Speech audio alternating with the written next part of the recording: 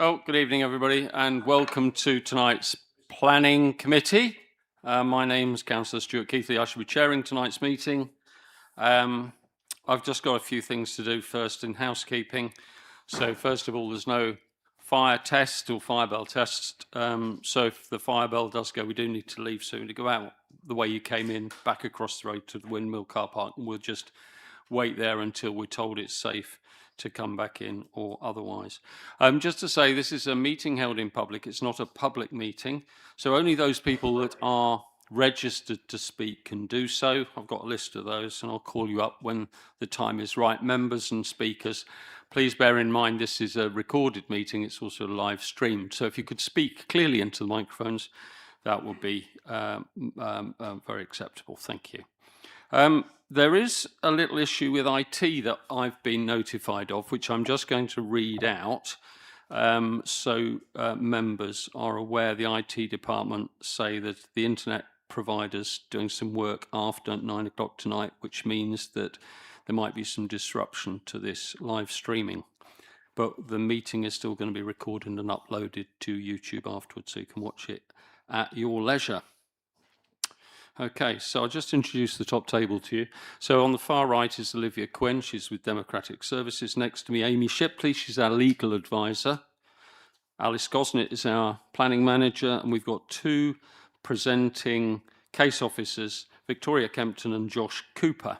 Alice has got a statement to read out about her role as planning manager. Thank you, Chair.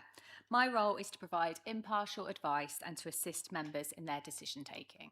Thanks a lot, Alice. And just for clarification, my role as the chair, I preside over this meeting. It's my responsibility to run it. But I'm also a member of the committee, so I participate in the debate and I also have to form my own opinions and come to a decision. And in the event of a deadlock of committee members, I've got a casting vote. So that's a quite important responsibility that I have. Members, I just wanted, before we start, to draw your attention to the update sheet. It's on the desk in front of you. There's a number of updates there, which we will you'll be able to read as we come on to each individual application. So on that basis, we can start the agenda, and we start with apologies for absence. Please, Olivia. Chair, we have apologies from Councillor Scorer and Councillor Parry. Okay, thank you. We've got one or two members absent as well, haven't we? Yeah. Do you want to go through those or not? No. Okay, fine. Item 2 is disclosures of interest. Any members got disclosures of interest on any of the items on the agenda? Councillor Ballinger. Thank you, Chair. In reference to item 4, application 25-02675-FUL, I know a Scout leader. However, I've not discussed this application with them, and I come with an open mind. And in reference to item 5, in reference to 26-00524-FUL, my mum is a parish councillor for Kinnerton Parish Council, and also she's a trustee for the Village Hall. Haven't discussed this application with her, and I come with an open mind, Chair. Thank you very much, Councillor Ballinger. Councillor Fleming, please. It's listed in the update sheet, but I'm the adjoining ward member for 26-00032 FUL 68 West Home Road. I've replied to the officer with no rep, so I come with a clear and open mind for that, so I won't be leaving the table. I'll be sitting in for that. Thanks, Councillor Fleming. Any further disclosures? I just want to make a disclosure that I visited all sites, but I stayed on the public highway so I could get the context of them. I understand that we did have a site visit with the planning officer. Is that right? Yeah. So I think some members might have been able to visit the sites as well. Okay. So we can go on to item 3 of the agenda, and that's the minutes. I've already approved the minutes of the meeting of the 22nd of July to Democratic Services. Have any of you got any comments on the minutes? You're happy that we should take them? Quick agreement? Looks like we've got an agreement. Okay, thank you. So we can move on to the applications. So the first one is item number 4. It's application 25-02675-FUL. It's the first Stratford-on-Avon Scout Group, Scout Headquarters on New Broad Street. And the presenting officer is Victoria Kempton. So Victoria, when you're ready, if you could take us through that application, please. Thank you, Chairman, and good evening. So the site concerning the first Stratford-upon-Avon Scout Group lies within Stratford-upon-Avon on New Broad Street, as indicated by the black dot on the map. This application is seeking full planning permission for the replacement of an existing Scout hut for a larger two-storey building. As indicated within the committee report, the proposal has made some amendments following a refusal in 2024.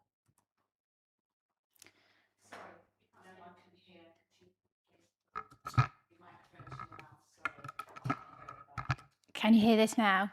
Yeah. That's better. Thank you. Thank you, yeah. Better? Thank you. Perfect. So the site boundary is outlined in red, which shows New Broad Street as a dead-end road. As referred to within the report, the line across the road marks the end of the public highway and the start of the private land associated with Yeomanry Mews, and that line is here. There is therefore no current or previous legal right for the public to use a turning head, and the recent addition of bollards marking the end of the highway does not change this. In terms of the constraints, the site is located within Stratford-upon-Avon conservation area, and the boundary of which is shown by the solid purple line down here. So these are the existing elevations of the single-storey Scout hut, which is constructed from concrete. The building currently has one main hall area as shown on the ground floor. These are the proposed elevations for the development, which now show a two-storey building with a large single-storey rear projection. The upper storey on the front elevation would be stepped back, and brick detailing is proposed on all elevations to break up the built form. The proposed materials use facing brick for the walls and metal cladding for the roof. The proposed site plan shows how the Scout hut would be set back from the highway behind the building to the north by around ½ a metre. The rear elevation of the two-storey element would also sit in line with the rear of number 3 Old Town Court to the north, as shown here, although it would extend slightly further back than number 30, as shown here. A passageway has been retained along the south boundary, south of the building, to accommodate pedestrian access to the rear of properties along West Street, and there's also a small garden area retained over here. The main entrance would be at the front of the building, although there would also be a further entrance to the side of the building. The ground floor would accommodate a main hall together with an office and storage space at the front of the building, and the first floor would provide a second hall with a kitchen and pantry. The first photo shows the existing Scout hut, and you can see it's a single-storey, simple building set amongst relatively modern two-storey residential properties either side. And the second photo shows the access to the rear of properties along West Street. These photos are taken from Broad Street and then New Broad Street as you approach the site from the northeast. The existing buildings obscure most views of the Scout hut from these angles, although the front canopy of the existing hut is partially visible, as indicated by the arrow. And these photos show the character of the area around the site, which is relatively varied, but mostly modern in this part of New Broad Street. You can see the modern Yeomanry Mews as well, which is arranged around a private drive at the end of the highway, which, as mentioned previously, is now bollarded off. Now, the first photo shows a view towards the rear of number 3 Old Town Court with the site in the background, while the second photo shows the rear of number 2 Old Town Court with the conservatory too. So, in summary, the officer's recommendation is for approval, subject to conditions listed in the committee report. There have been some updates on the update sheet, and this concludes my presentation. Thank you, Chairman.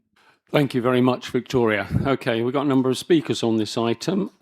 First of all, we have Councillor Alcock objecting on behalf of Stratford-on-Avon Town Council. Good evening, Victoria.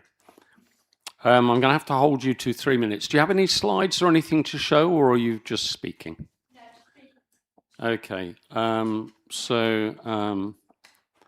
when you're ready, I'll give you a heads up with 30 seconds to go. When you're ready. Thank you, Chair. Committee.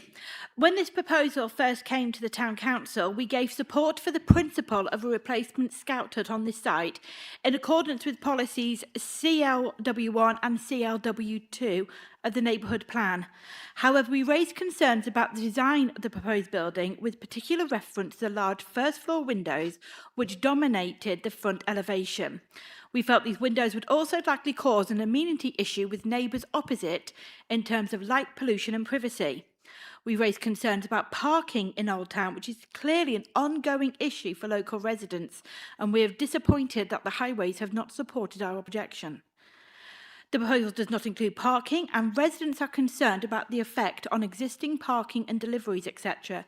Pick up and drop off on a short, narrow, dead-end road is not feasible. This is where children are going to be walking around in the dark. We ask that, should permission be granted, a condition requiring robust construction environmental management plan must be imposed, and the Town Council should be consulted on this plan prior to the conditional approval. The Town Council were interested to hear the views of the Highway Authority about the possible traffic regulation order to prevent traffic associated with proposed building from entering New Broad Street. A planning condition dealing with soundproofing of the building is also required in order to protect the amenity of the neighbouring properties when there is music and entertainment taking place within the building. The application was subsequently refused on grounds of adverse harm to the conservation area and local character, pattern by way of excessive bulk, mass, scale and design. The Town Council maintains its concerns and therefore its objection to the revised proposals on the basis it does not go far enough to address the concerns raised. The latest design remains at odds with the local vernacular and character and fails to sustain or enhance the special character of the conservation area. This is a proposed building that will be used by members of the community, and therefore it should be a building that can be used by the whole community, including those with disabilities. This is a 2-floor building, yet there is no lift. How can you exclude automatically anybody with mobility issues from gaining the upstairs level? 30 seconds to go. Does not provide, the update is a second-hand thought on providing amenities for people and children with disabilities. Can this council really say that they will grant this today without giving thought to the parents and the children of disabilities who may wish to join the Scouts? Thank you. Thank you very much. Members, do we have any questions, please, for Councillor Alcock? Councillor Padgham. Thanks. Hi, Councillor Alcock. Thank you for that. Have there been complaints about the noise prior to this? Not that I'm aware of, but it was only used for the Scouts being a much bigger building. It is anticipated that being such a much larger building, other groups would be encouraged to use it. Okay, thank you. Councillor Ballinger. Good evening. Has the Town Council become aware of any issues regarding parking up in that area? There has been a consistent issue with parking down that area for many, many years. The bollards that are now in place at Yeomanry Mews means that cars can drive in, but then have to reverse out. There is no way to turn. You are going to be having children walking to the end of that road to meet parents in the dark of an evening with cars reversing. Okay. It is not safe. Okay, thank you. Could I ask you a question? What was there before the bollards were at that position? Wasn't there a fence there? There was, before the bollards came in, it was more open plan and cars were using it to turn around in. However, the residents applied correctly and were granted permission to put the bollards up. Okay, thank you. Any further questions? No, in which case, thank you very much, Victoria. So our next speakers are Ruth Sandilands and Sarah Hughes-Clark, both residents. Good evening, both. Hi. So if you'd like to come forward. You've got 3 minutes in total. Have you decided what you want to do about who's speaking or who's answering? Yeah, just press the right-hand button and your microphone will come on, yeah. If you could just adjust it so it's fine. Yeah, so Can you hear me? Yes. Good. Yeah. Yeah, All loud and clear so far. thank you. So you're going to speak for 3 minutes. I'll give you 30 seconds warning as you No, approach. we're speaking 3 minutes between us. Okay. making a very short statement on behalf of Samantha Barrow-McNaught. Then Ruth carries on with detailed resident Okay, lovely. comments. All okay? right, thanks a lot. Okay. Right. When you're ready to start. Scale, mass and design were some of the reasons why the first planning application was refused. Subsequent modifications have hardly improved any of these issues. It stretches incredulity that Highways has failed to take into account the current state of traffic problems already present on New Broad Street. Following the installation of traffic bollards, the increase in traffic and parking demand cannot possibly be managed effectively or safely. This application should be refused.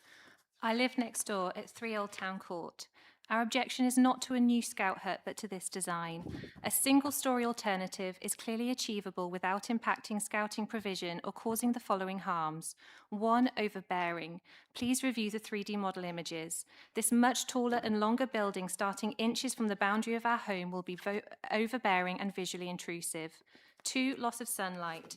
Could I just, do you mind awfully, because this is live streamed, nobody can see those pictures that you're showing, so it would be unfair to show them. So what we should have done is to submit them so we can see them on the screen. No, so we if you don't have enough time to get them to you. but in if the you 2 don't days mind, it's notice. awfully difficult for us to see as well from here, to be enough. fair. Just So make them if you for don't mind awfully, if you can manage without them, that would be helpful. Thanks.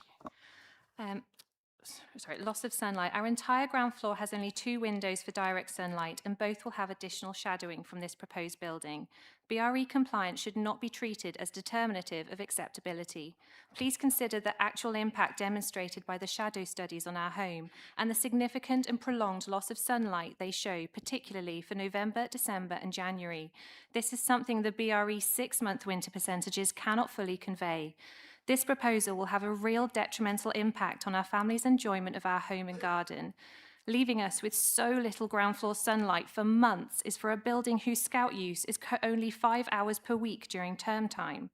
3, highways. New Broad Street is a very narrow single-track road, frequently heavily parked on both sides with no turning area. Vehicles often have to turn in the road using pavements or reverse down the road into a 4-way junction.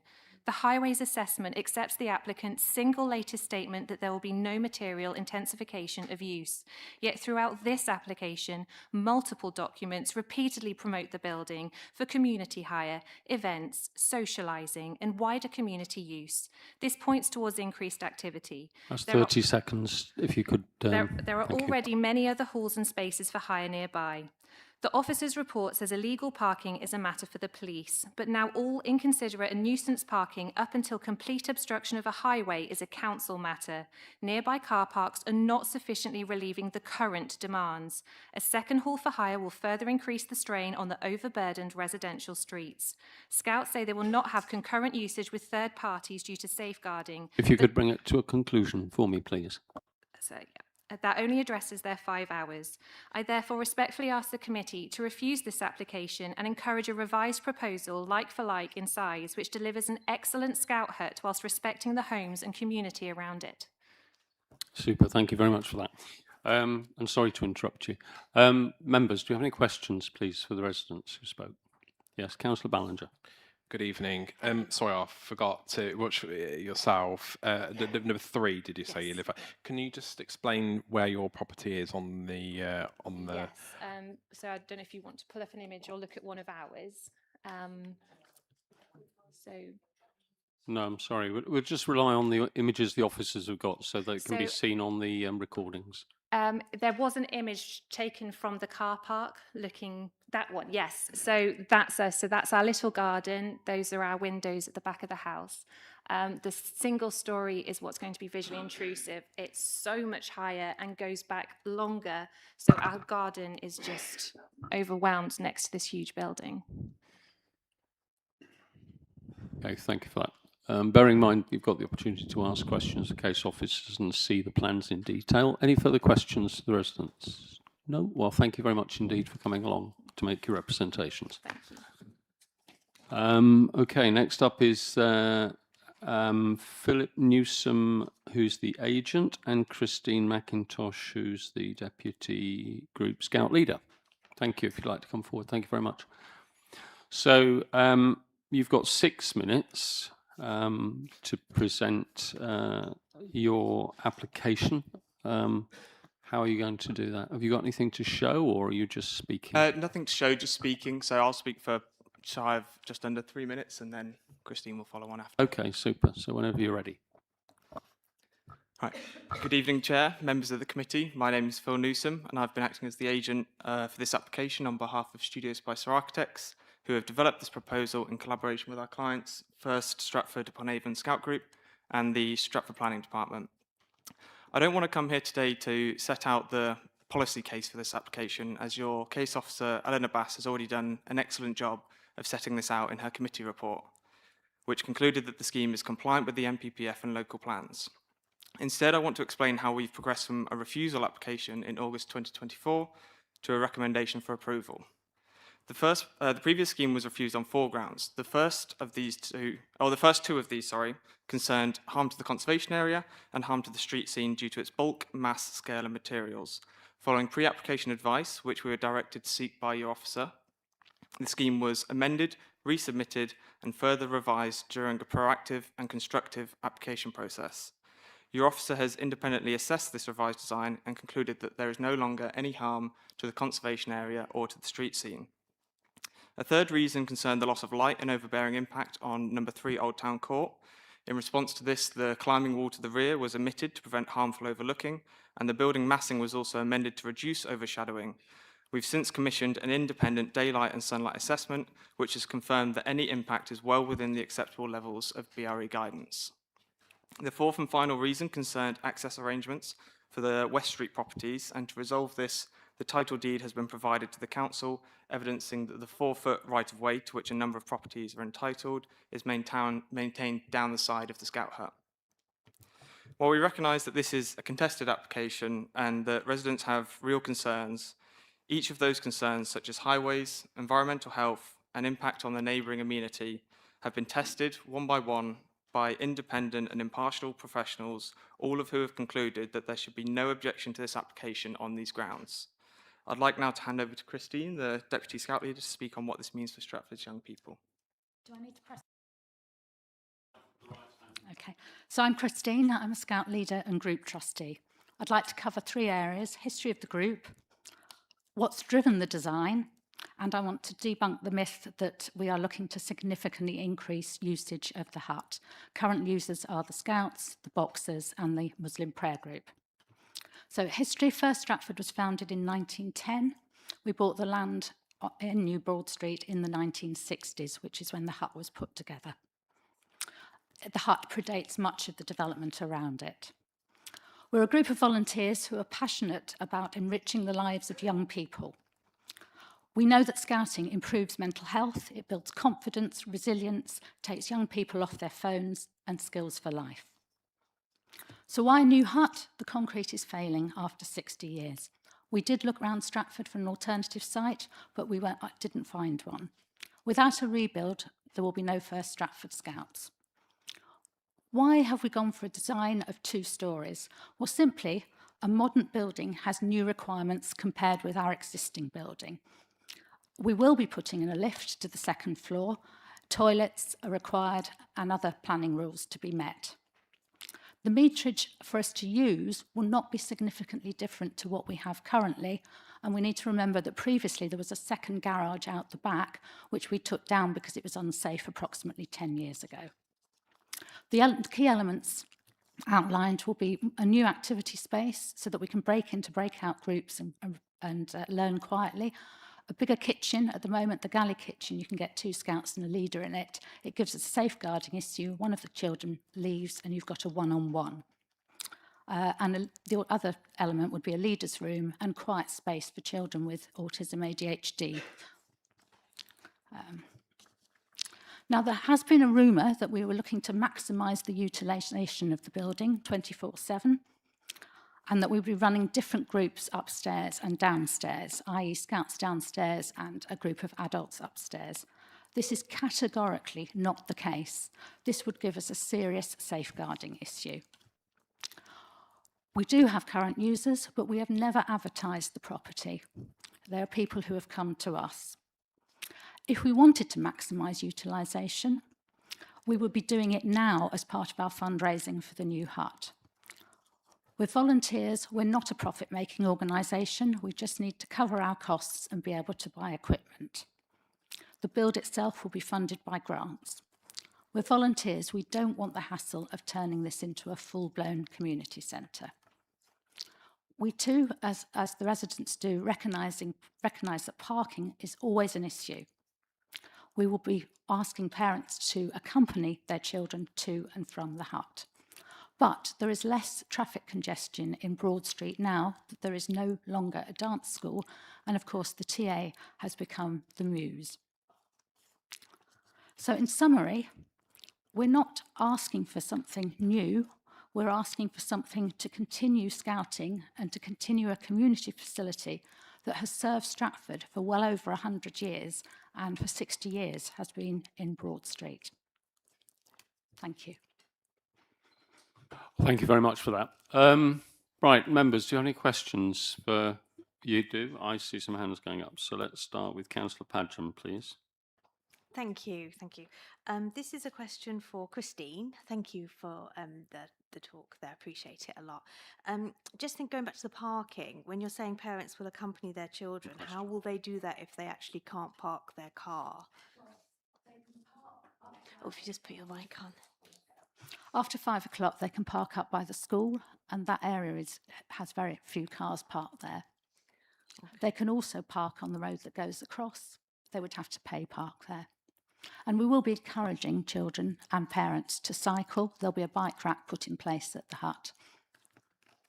Okay. Do you want a follow-up question? Second question. Sorry, you say they can park at the school. How Outside. far away is that? It's at the other end of Broad Street, and it has parking from 5 till, I think it's 8 in the morning. Okay. Does that satisfy you? I mean, you can always ask further details from the case officers in respect to the consultation responses. Okay. I had a question over here, I think. There's a couple of questions. I'll start with Councillor Hench-Seraphin, then I'll come to you, Councillor Passingham, okay? Okay, thank you, Chair. Good evening. How many scouts do you have at the present? So at the present, we've got about 70 scouts. Over the years, we've provided a community service for thousands of scouts. There are also some young people who belong to the boxing club. Councillor Passingham, you got a question? Yes. Somebody earlier said that it would only be used for 5 hours a week. How many hours do you envisage it being used? So we're not envisaging the utilisation will increase dramatically, if at all. At the moment, the scouts use it for, I think it's a little bit more than 5 hours a week, and the boxing club use it for 3 nights of the week and during the day on occasions. Can I have a second question? It seems like it's a fantastic community facility, and the catchment area is Stratford Town, which is easily walkable for most people, especially most scouts. And so why do you envisage not advertising it for community use? We don't envisage, we're not trying to run a community centre. We're volunteers who are doing the right thing by young people. We're not saying we would never accept a community group, because we would. We've got the Boxers and the Muslim prayer group. But what we're not trying to do is make it into an events and entertainment facility. Okay. Councillor Ballinger. Good evening. You mentioned cycling obviously might be a possibility. Would that be a child cycling by themselves? And also, is there a cycle route down that area? The decision as to how a child cycles to scouts would be made by the parents. I'm assuming that most parents would want to accompany their young people. So. Okay. Councillor Padgham. Thank you, Chair. This is a question for Philip. Obviously, you mentioned sort of the you'll be able to reduce the overshadowing, but that suggested it wouldn't be eliminated. So can I just clarify who did the independent sunlights or the independent overshadowing study that you That was mentioned? done by T16 Design, who I believe was recommended by the council on a separate job that we'd worked on before. So it was somebody who'd worked with before, and they were recommended to us by the council. Okay. Any further questions? Okay, thank you very much both for coming up and making presentations. Right, and we have final speaker, Councillor Fradgley. Good evening, Councillor Fradgley.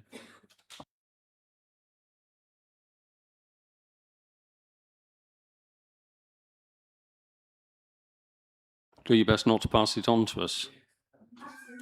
Thank you for that. So you have 5 minutes. Councillor Fradgley, whenever you're ready. Thank you, Chair. I'm unhappy to be here today objecting to this application. I, like many residents here, support the Scouts and would wish that their journey to a new appropriate headquarters had had a much easier time. The issue here for residents is that the replacement building is not like for like and has the capacity for greater use. New Broad Street is a short, narrow road with residents parking on both sides. It is at the crossroads of narrow lane, a two-way road which only has the capacity for one-way use and no parking. Broad Street, another arm of the crossroads, serves close-set Victorian residential properties which all must park on the road, reducing this road to a single track. It's been mentioned that there is more parking after 5 o'clock when the protected area in front of the school comes into use, but I must say this is heavily used by residents. There is a popular school on this road with all the problems of pick-up and drop-off endured by schools and residents throughout the country. Broad Walk has little capacity for parking. A contributory issue, to the recent permission given for the bollards to be erected between New Broad Walk and Yeomanry Mews, because the county would not adopt the new short road, so residents reasonably needed to protect their road, for which they're financially liable. There are many more traffic movements because of the 10 properties here than would have been for the TA building, which was here before and had gates across, making this a no-through road. There are considerable fears already that the already chaotic traffic situation will be made considerably worse by an enlarged Scout hut with its community use potential. It will be a modern, well-equipped facility which may well be sought as a venue. I am excessively disappointed that County has not engaged, despite the considerable efforts by the County Councillor, to find some mitigation here, or at the very least engage with residents to ask them to understand the access, egress, delivery and parking issues here. Council tax is paid by residents, and when a new development takes place, life should not be made more difficult for residents. Indeed, the NPPF says, I believe in paragraph 15, that development can be refused by highways if there are safety issues and the cumulative impact puts more pressure on the network. I would argue that Yeomanry Mews development, 7 houses and 3 flats, has put cumulative pressure on this small road together with the bollards. There is a wide pavement here which could have been adapted to ease the width of New Broad Street by painting lines on the pavement to enable cars to partially park on the pavement, as seen on Evesham Road and by the Whitnash Community Hall. County have refused this. There were considerable problems with construction lorries when Yeomanry Mews was constructed, but that was eased by a temporary access road from Seven Meadows, which will not be available for the Scout hut construction. There are neighbour concerns, as we've heard, about bulk and mass of the replacement hut and its impact in particular on immediate neighbours' light to their property and garden. The Scout hut will be a popular community centre offering quality facilities as well as an income possibly for the Scouts, and will be accessed by car rather than the desired walking and cycling. I am very sad to ask that this development as it stands be refused and further discussion take place to either mitigate the impact on this part of the conservation area or even consider relocation. Thank you, Chair. Thank you, Councillor Fradgley. Members, do you have any questions for Councillor Fradgley, please? Councillor Ballinger. Good evening. I know in my own ward I have lots of casework with parking, but in regards to your ward itself, specifically that area, Councillor Fradgley, have you had any specific issues that have come to your desk, as it were, regarding parking down that area? Parking issues, I should say. Over the years, we have had numerous issues about parking because there just isn't enough space there. Now, residents pay their residents' parking fee and find it incredibly difficult, even with Chestnut Walk, to find somewhere to park their cars. I've had constant complaints about that. Okay. And in fact, we've actually done work with the county council, when I was a county councillor, with the current county councillor to try and do something about it. Thank you. Any further questions? Councillor Jones. Thanks, Chair, and thank you, Councillor Fradgley. I wondered if the point that previous speaker Christine had made regarding the closure of Hadland Dance School having potentially allayed some of the traffic issues on the street is something you agree with, or is that something that you've sort of noted? It's had a minor impact, of course, because you don't have those young girls going. My daughter went there, God knows how many years ago. It's had a minor. I must say it's had a minor impact, but that has been well over sort of egged by the Yeomanry Mews and the extra traffic that goes there, because you've got deliveries, Amazon, and all the other sort of stuff that people expect to have deliveries for these days. So it is an incredibly busy, tiny road there. And I must say that when I have been called on there on a number of occasions when large lorries have tried to get through with larger deliveries, and wing mirrors and have been taken off. And on some occasions there have been contretemps as larger lorries find it very difficult to back down there to egress. Thank you. Further questions? Councillor Passingham, please. Hello, Councillor. You said that it will be accessed by car rather than the preferred walking and cycling. Have you got any evidence for that? Human nature. That's what people do. You're rushing out in the evening to get your child to, or worshippers or whoever. Many people will use the car. I wish they'd use the bicycle like I do, and I wish they'd walk. But the reality is that the car will be used a lot. Not completely, but a lot. Councillor Passingham, I can see you itching to ask another question, probably following that up. Yes, in a way. You had an assurance from the Scout leader that they wouldn't be advertising it for community use, and in effect there wouldn't be any more cars or traffic into the Scout hut than before. Does that not assure you that it won't get any worse than it is? Of course that gives comfort, and I wouldn't in any way contradict what somebody says they are intending to do. But this is a brand new, sparkling facility in this community, which doesn't have such a facility. And I can see, even if it's not advertised, a number of people will be actually going along to see if they can actually use it. It's going to be splendid. I've got no problem with that. The residents' problems and my problem is the traffic. Yeah, okay, thank you. Any further questions? No? Okay, thank you very much, Councillor Fradgley. Okay, members, so you've heard plenty of statements for and against the proposal. So here's the opportunity now to ask questions to the case officers, just following up any of those concerns that you have. We've talked about, heard about traffic overshadowing of the property next door and such like. So who would like to start? Councillor Eden. Thank you, Chair. Let's look at the light, Victoria.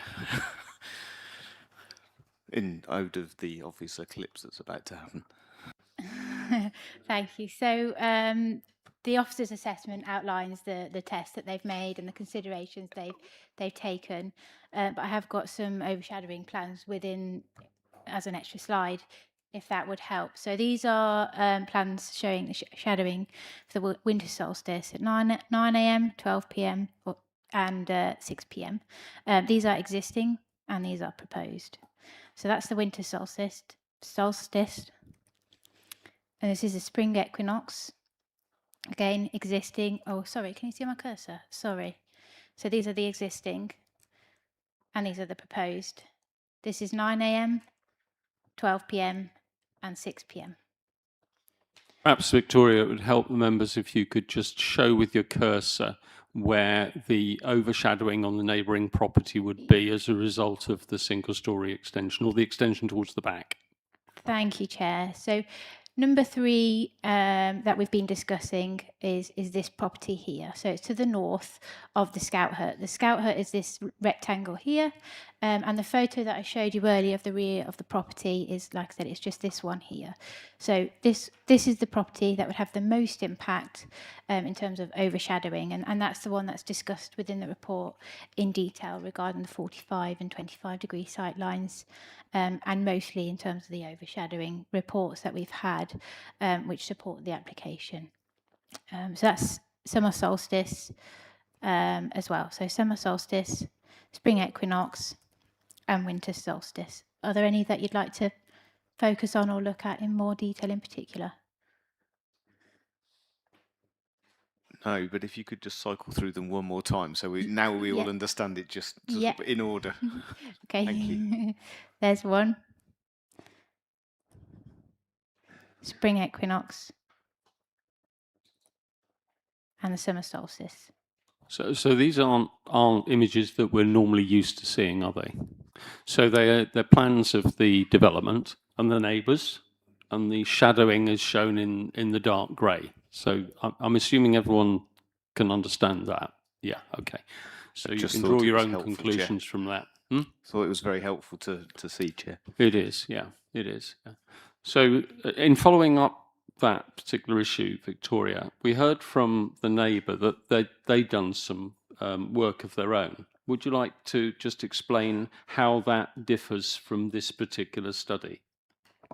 So the study that the developer submitted was a BRE report, and within that guidelines, the winter months covered from September to March, I believe. So it was a 6-month period, averaged over that time.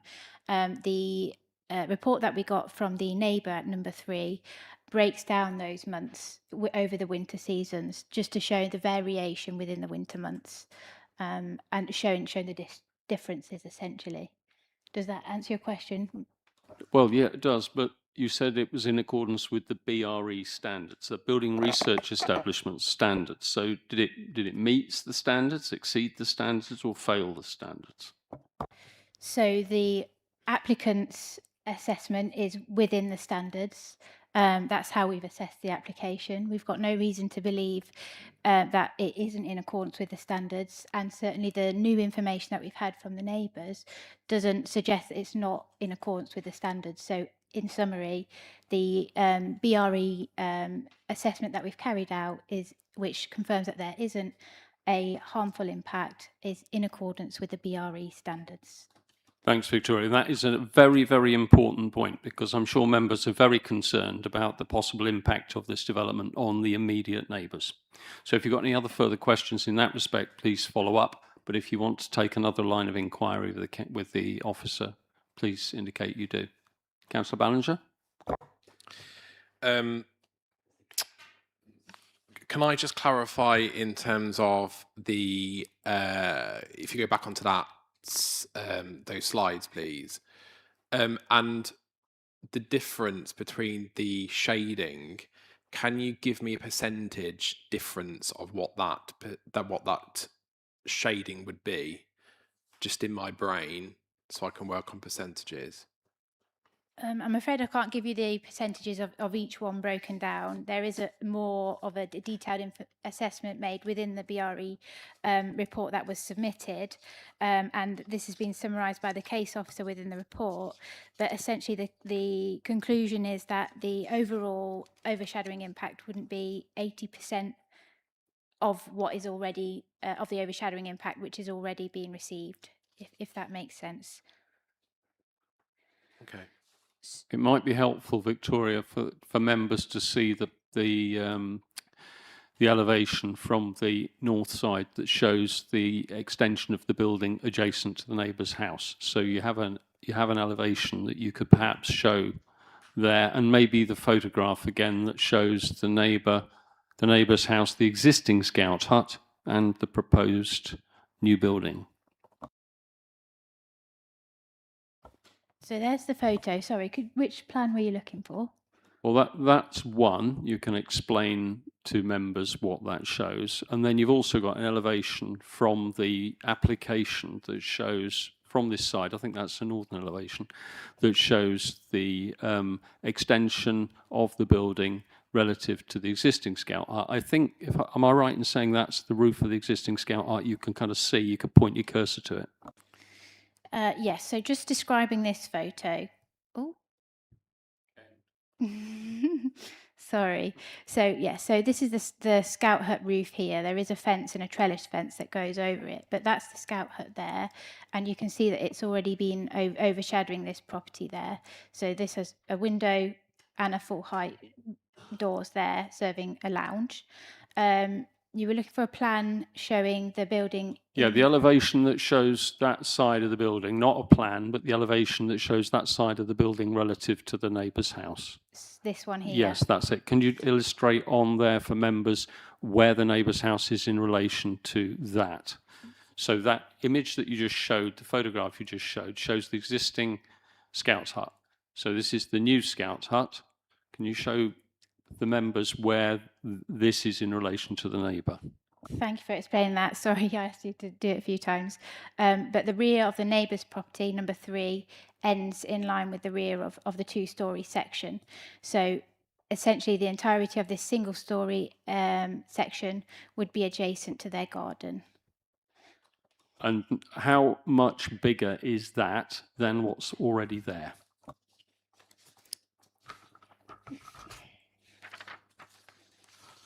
To be precise, how much taller is that? In other words, the height of that elevation, because that's the important thing for the neighbour that's concerned about overshadowing. Yeah, so I make out that the height of the existing hut is 3 metres to the ridge, and that the overall height of the new development is 4.4 metres to the skylight, but this is stepped back. If you can see here, there is a step. So right on the boundary here, the height would be 2.9 metres, and that's explained on page 18 of the report. It then steps up to 3.6 here. So this height is 3.6 metres. And I've just mentioned that the height of the existing hut is 3 metres. So this area here is going up by 600 millimetres. This area here, right next to the boundary, is well, the height of that is 2.9 metres. I haven't got an eaves height of the existing hut, but the ridge height is 3 metres. So I imagine it would be going up very slightly. Okay, so are members clear on that? The extension of this building in relation to the neighbour's property that we're concerned about is seen from the southeast elevation. That's the end, and the northeast elevation, which shows a single story alongside the neighbour's fence. And I think, Victoria, you're saying is quite similar to what's there now. And your conclusion on the overshadowing report from the applicant is what? The overall conclusion is that there would be a slight increase in overshadowing, but it wouldn't be harmful. And within the officer's report, it says that the sunlight impact has also been calculated, and the results demonstrate that the scheme would be compliant in respect of BRE guidance. Right, members, have you got any further questions, clarifications on that, or further questions on something else? Councillor Ballinger. You just mentioned that it wouldn't be harmful, but what is harmful and not harmful? So the council have a number of tests which we carried out in accordance with Part F of the Development Requirements SPD. That includes an assessment of the 45-25 degree sight line, and there are other matters that come into consideration. Just bear with me and I'll show you. So these are other matters which come into consideration when applying the 45-25 degree sight line test. So one of the matters is the availability of alternative sources of natural light to the affected room, the size and function of the room, but more importantly, other buildings or feature in the area which may, for example, already cause a loss of light and overshadowing impact. So that has formed part of the assessment.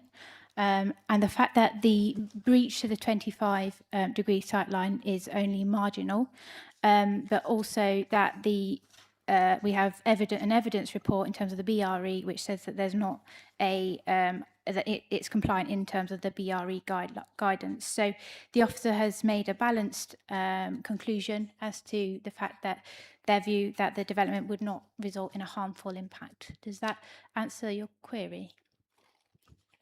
I think you'll find all that detail on page 17 and 18 of the report, Councillor Ballinger. Right, further questions, please. Councillor Passingham, I think. There's no lift in this building. Is the building of this sort not supposed to have disabled access to the upper floor? Yeah, I just a clarification that there is a lift shown here on the plans. And the Scout leader explained that there was a lift in the proposals. Okay. Further questions? Councillor Hench-Seraphim. Just one, thank you.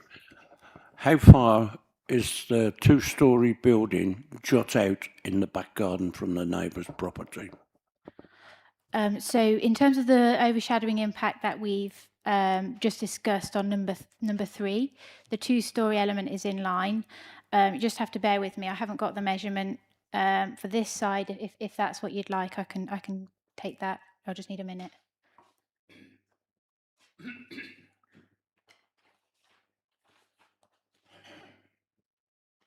Sorry. Oh, I didn't know if you wanted me to do it, so I'll just measure it now.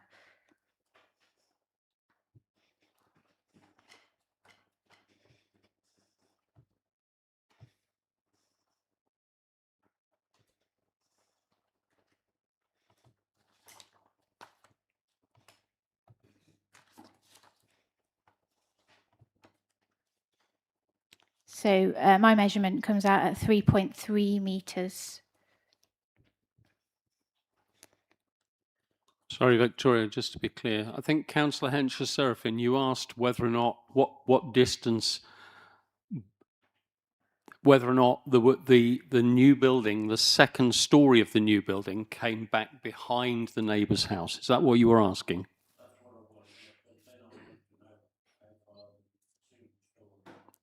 How far the single story juts out from them? How far it comes back? Yeah, okay. Yeah, no worries. So the 3.3 metres that I just referred to was the two-storey element here projecting out above number 30. And like I said, it's in line with number 3. In terms of your question as to how far out does a single-storey element come out of, I make this measurement here to be 11.1 metres around. Right, and for clarification, Victoria, what's existing? Afraid I don't have that measurement either. Yeah, give me a minute again and I'll find that for you, sorry. Because I think you need to make a comparison with what's there now. Yeah. Any further questions? Councillor Padgham. Yeah, just in regard to the parking situation and the fact that we heard from several contributors that the nearby public parking is not resolving the existing issue. And in the report it says that illegal parking is a police matter, not a council matter. And it's quite clear that there will be some parking problems. Is that acceptable from our point of view? From officers' point of view, we haven't got any concerns. It's in a relatively sustainable location within the town centre. The highways officer has reviewed the neighbours' concerns and has raised no objection. if you just bear with me, there are car parks within a 10-minute walk. So my assessment, I consider that Chestnut Walk is around 210 metres away. That's 3 minutes. Rother Street is around 600 metres away. That's 8 minutes. And Church Street, which is available in the evenings and weekends, is 450 metres away, which is 6 minutes. So there is parking available within the town centre and around the site, which we're not aware of any concerns as to their capacity. Okay. Councillor Ballinger. Have we had a parking survey done of any sort? I'm aware of what's in the report, but can I just clarify the good old highways? Have they done a parking survey? And if so, was it done at a good time, as it were? I'm not aware that a parking survey has been carried out, but from their comments, I understand that there's unrestricted parking within the locality of the site after 8 p.m. And it's restricted to 2 hours within daytime hours. But no, in answer to your question, I'm not aware of a parking survey having been carried out. Councillor Padgham. Thank you. Just with regard to noise, there's some concern about the noise and the fact that there may be increased use of this facility. Will there be soundproofing? It did say in the report windows and doors will be shut, but this can reduce the noise, but it will still be heard by neighbouring properties. So is there a plan to soundproof? So there are no plans to soundproof, but the case officer discussed the application with the environmental health officer, and they concluded that 2 conditions would be sufficient to avoid against any noise concerns. Condition number 5 would be that windows and doors shall be kept closed when amplified music is being played after 9 p.m. And condition 6 is that there should be no music audible in neighbouring properties or dwellings after 11 p.m. So those mechanisms would be in place. Okay, thanks. Answer the question as to what's there existing, Victoria. Yeah, thank you. So I have got that measurement. So the existing projection back is 6.9 metres. I'll show you on a plan what that equates to. Ooh.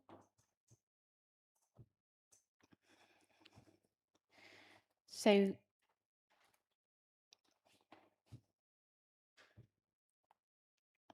this is proposed to be 11.1 and existing is 6.9. So there'll be around just over 4 metre further extension. Okay, Councillor Henchison, happy with that? Well, as far as I understand, the maximum is 3 metres. Projection out of the back. I think you're talking Hang on a minute, we're talking about something different. Oh, we're talking about something different then. I imagine you might be referring to permitted development for dwellings that can go up to a certain distance without needing planning permission. This not being a dwelling, it wouldn't benefit from household or permitted development rights. A developer can come in and apply for any length of extension they choose. It's for the planning officer to determine whether the impacts of that extension are acceptable. Okay, thank you. Okay. Right. Have we exhausted that? More? Councillor Padgham. I suspect it's probably unlikely, but can the use of one group at a time be conditioned so that it reduces the chance of increased traffic? We've not found that to be necessary or reasonable, partly because there's no restrictions on the existing use. So my personal view would be that, again, that's not necessary. Don't know if the planning manager would share that view. Yeah, I would agree with Victoria's assessment. I think the thing to consider is the tests that we need to meet when applying conditions. And I think, as Victoria has mentioned, the existing hut doesn't have any such a condition attached to it. I'd also raise concerns about the enforceability of that type of condition. Okay, so are we done? So we're happy to move into a debate or thoughts on this application. You've got a very comprehensive report from the officers. You've heard for and against, and you've asked lots of questions. Who'd like to start? Councillor Adam. Thank you, Chair. I can understand where the objections have come from for this, and I'm sympathetic from from the sort of natural neighbouring point of view. I think the issue is there's two sides of the issue with that. One being the technical exercise associated with assessing this application, and the technicalities on the two main contentious points, i.e. parking and sunlight, have been addressed by technical evidence.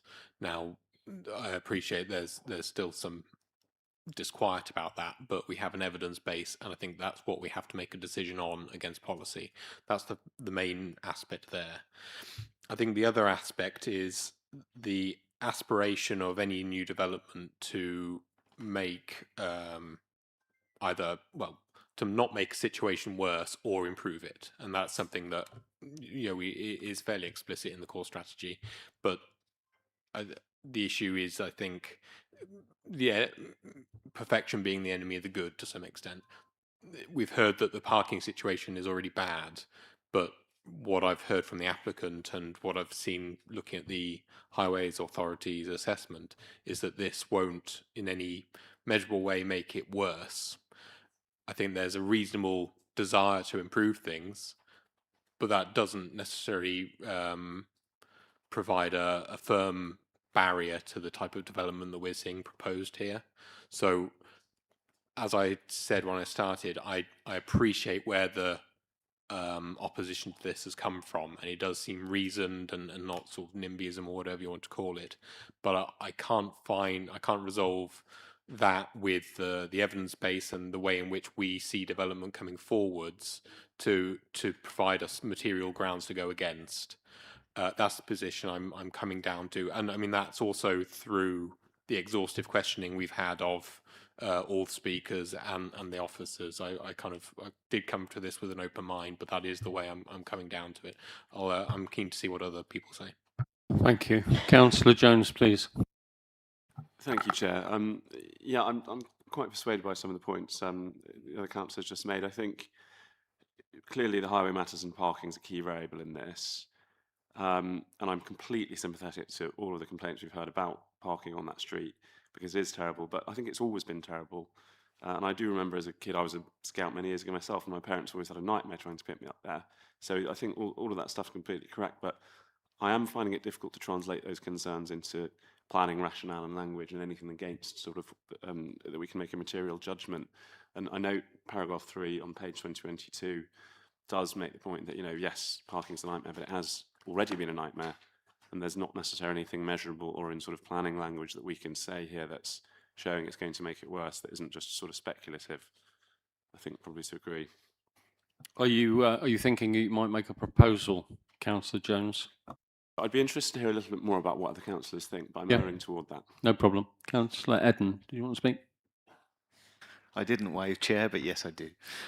I have to say, these kinds of applications where I think we see something that everybody really wants, but it's not perfect, is really, really difficult. I was the reason I went down the line of questioning on the light was a potential reason for me, a really firm reason, especially as the neighbour is here this evening, that may have been an angle, but I'm kind of satisfied along the lines of what Councillor Adam has said around that it is minimal and certainly within guidelines. I think we've had the issue about lifts and upstairs resolved through our questions, and also we then fall back on the problem with highways and the county council not making any objection, which leaves us as a planning committee without really anywhere to go with that.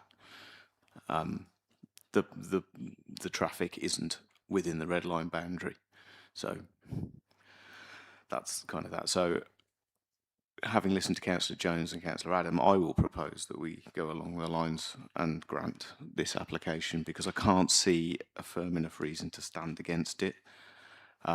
Notwithstanding the fact that I have every sympathy with everybody who's objected, because I understand how these things work. So there we go. I believe there may be a slight amendment to a condition as well on the update sheet. Yes, so I'd like to add that to my proposal too. All right, thanks. It's just an extra note. Yeah, okay, I'll take that as a proposal. Councillor Passingham, please. If there's going to be no increased usage of the scouts, I'm a bit puzzled as to why such a big fancy building is being proposed. But I think all the objections have been answered by the planning officers, and I don't see any reason why we should refuse it. So I'm minded to go with it. Are you offering to second the proposal made by Councillor Eden? That's in accordance with the officer's recommendations and the conditions. Okay, anybody else like to speak? Councillor Fleming. I don't like it. But having said all the objections have been mitigated by the officer's report, the size of the building, the parking and the other things. So unfortunately, I can't come up with a planning reason to go against the officer's recommendation, as much as I really don't like it. So I'll be going with the officer's recommendation. Anybody else want to speak on it? Councillor Adam.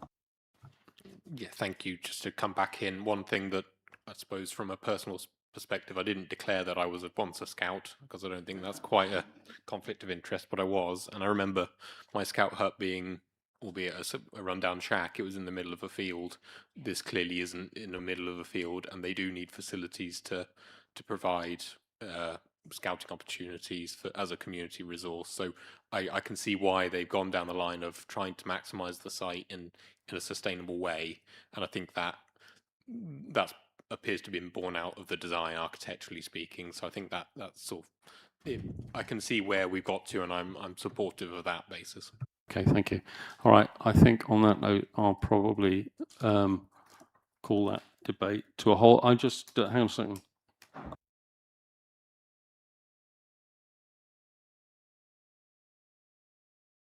Right, okay. I think I just add my thoughts on it. I mean, I've heard a lot, and I read all the reports as well and the objections, and I can really understand why local neighbours are concerned about potential intensification and also parking. But having said that, and I was particularly worried about the neighbours overshadowing, actually. That was my biggest concern when I first started to look at this. Looked at it in detail, and the evidence suggests to me that those concerns, whilst they're very real for the people living next door to this, are probably not going to be borne out by reality based upon the evidence that's provided. And we have to go with the evidence that's provided. So on the basis of what we've discussed, I've got a proposal from Councillor Eden to grant, in accordance with the officer's recommendations and the conditions, of which there are 10. Sorry. Did you want to come back in on the debate? Yeah. Or just a quick thought. Okay.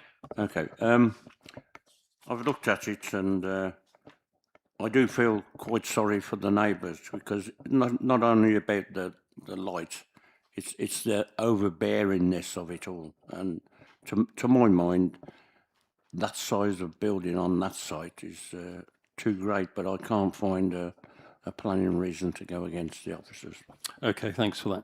So I'll just go back to, I've got a proposal to grant from Councillor Eden in accordance with the officer's recommendation, the conditions of which there are 10, and there are 4 notes, including an additional note in the update sheet, which I have somewhere, but I can't remember where it is. Amy, what's that update note?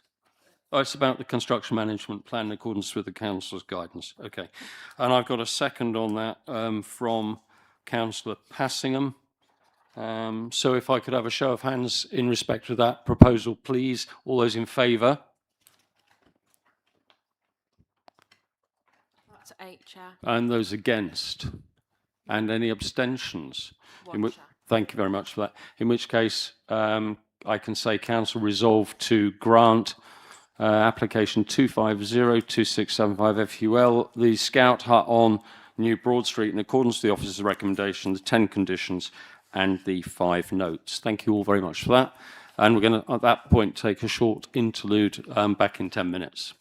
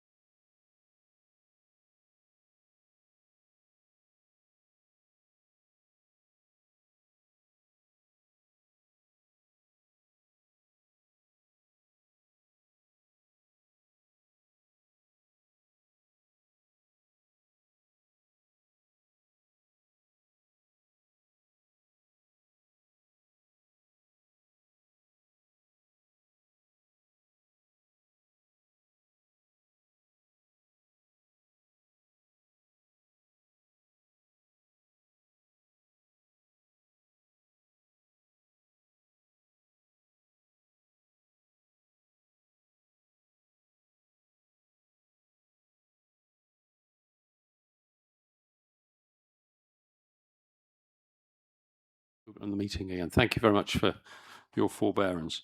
Okay, so we're moving on to the next item on the agenda, and that's application 2600524 FUL. It's the Great Elm Social Club. Great Elm proposed change of use from the social club to 4 one-bedroom apartments. And the case officer is Josh Cooper. So Josh, when you're ready, if you'd like to take us through the application, please. Thank you, Chair. Good evening, everyone. The application before members this evening is for a change of use of a vacant social club into 4 one-bedroom residential apartments. And on this plan, the application site is identified by the black dot.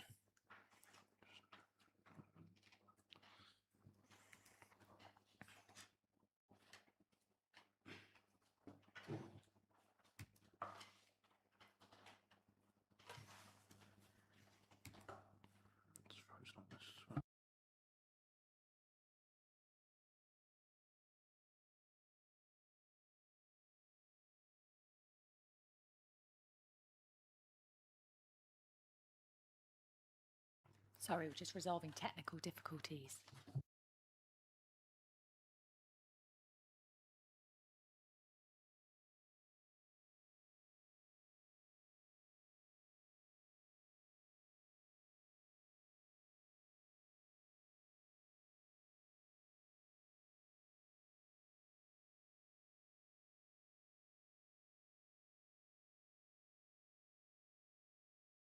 Apologies, you'll have to look at the slide like this as opposed to full screen. So this map shows the application site outlined in black. The pink solid line is the Great Elm Conservation Area boundary.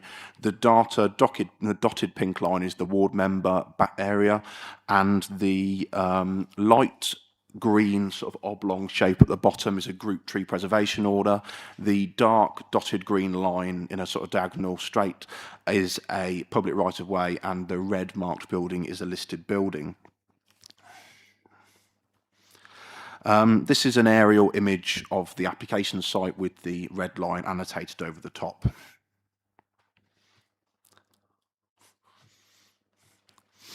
These are the elevations of the existing building.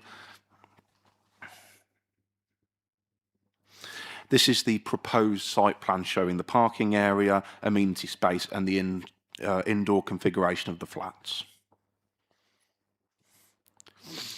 These are the proposed elevations. The works involved alterations to windows and doors and addition of roof lights, all fairly small scale.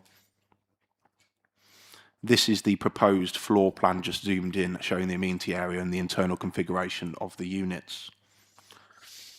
These are some Google Maps street view images, just showing the frontage of the site from various positions immediately adjacent to the application site.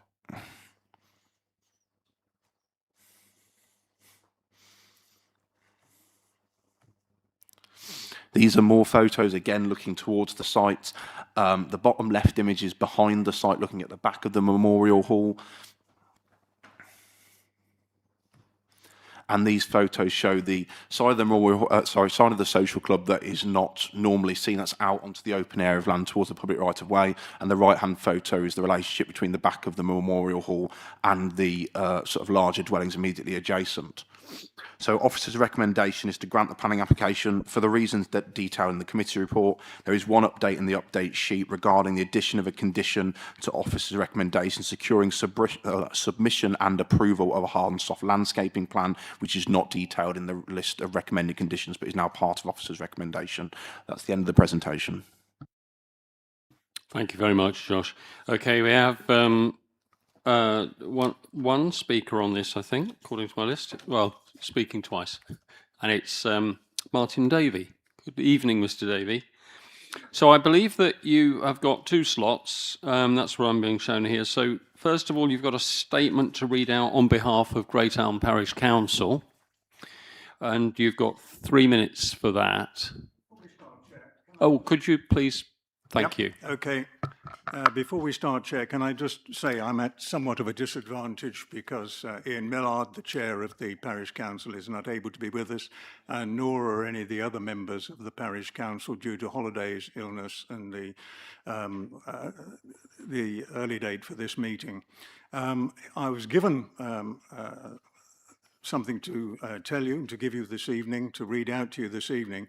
But given the 3-minute planning rule, I've had to make serious amendments to this. So I'm going to have to give something in a rather abridged fashion, and I hope it doesn't appear disjointed.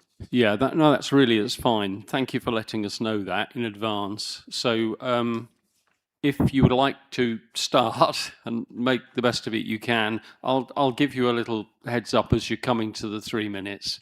Okay. But I'll take into account that you've been presented with something that's probably a little bit longer than that. Thank you very much, Chair. All right, over to you when you're ready. Okay. Our initial objection went into some detail of why these plans are not suitable for the location of this development, but in this submission I'd like to focus on some of the key elements that we would ask the Planning Committee to really consider before making a decision.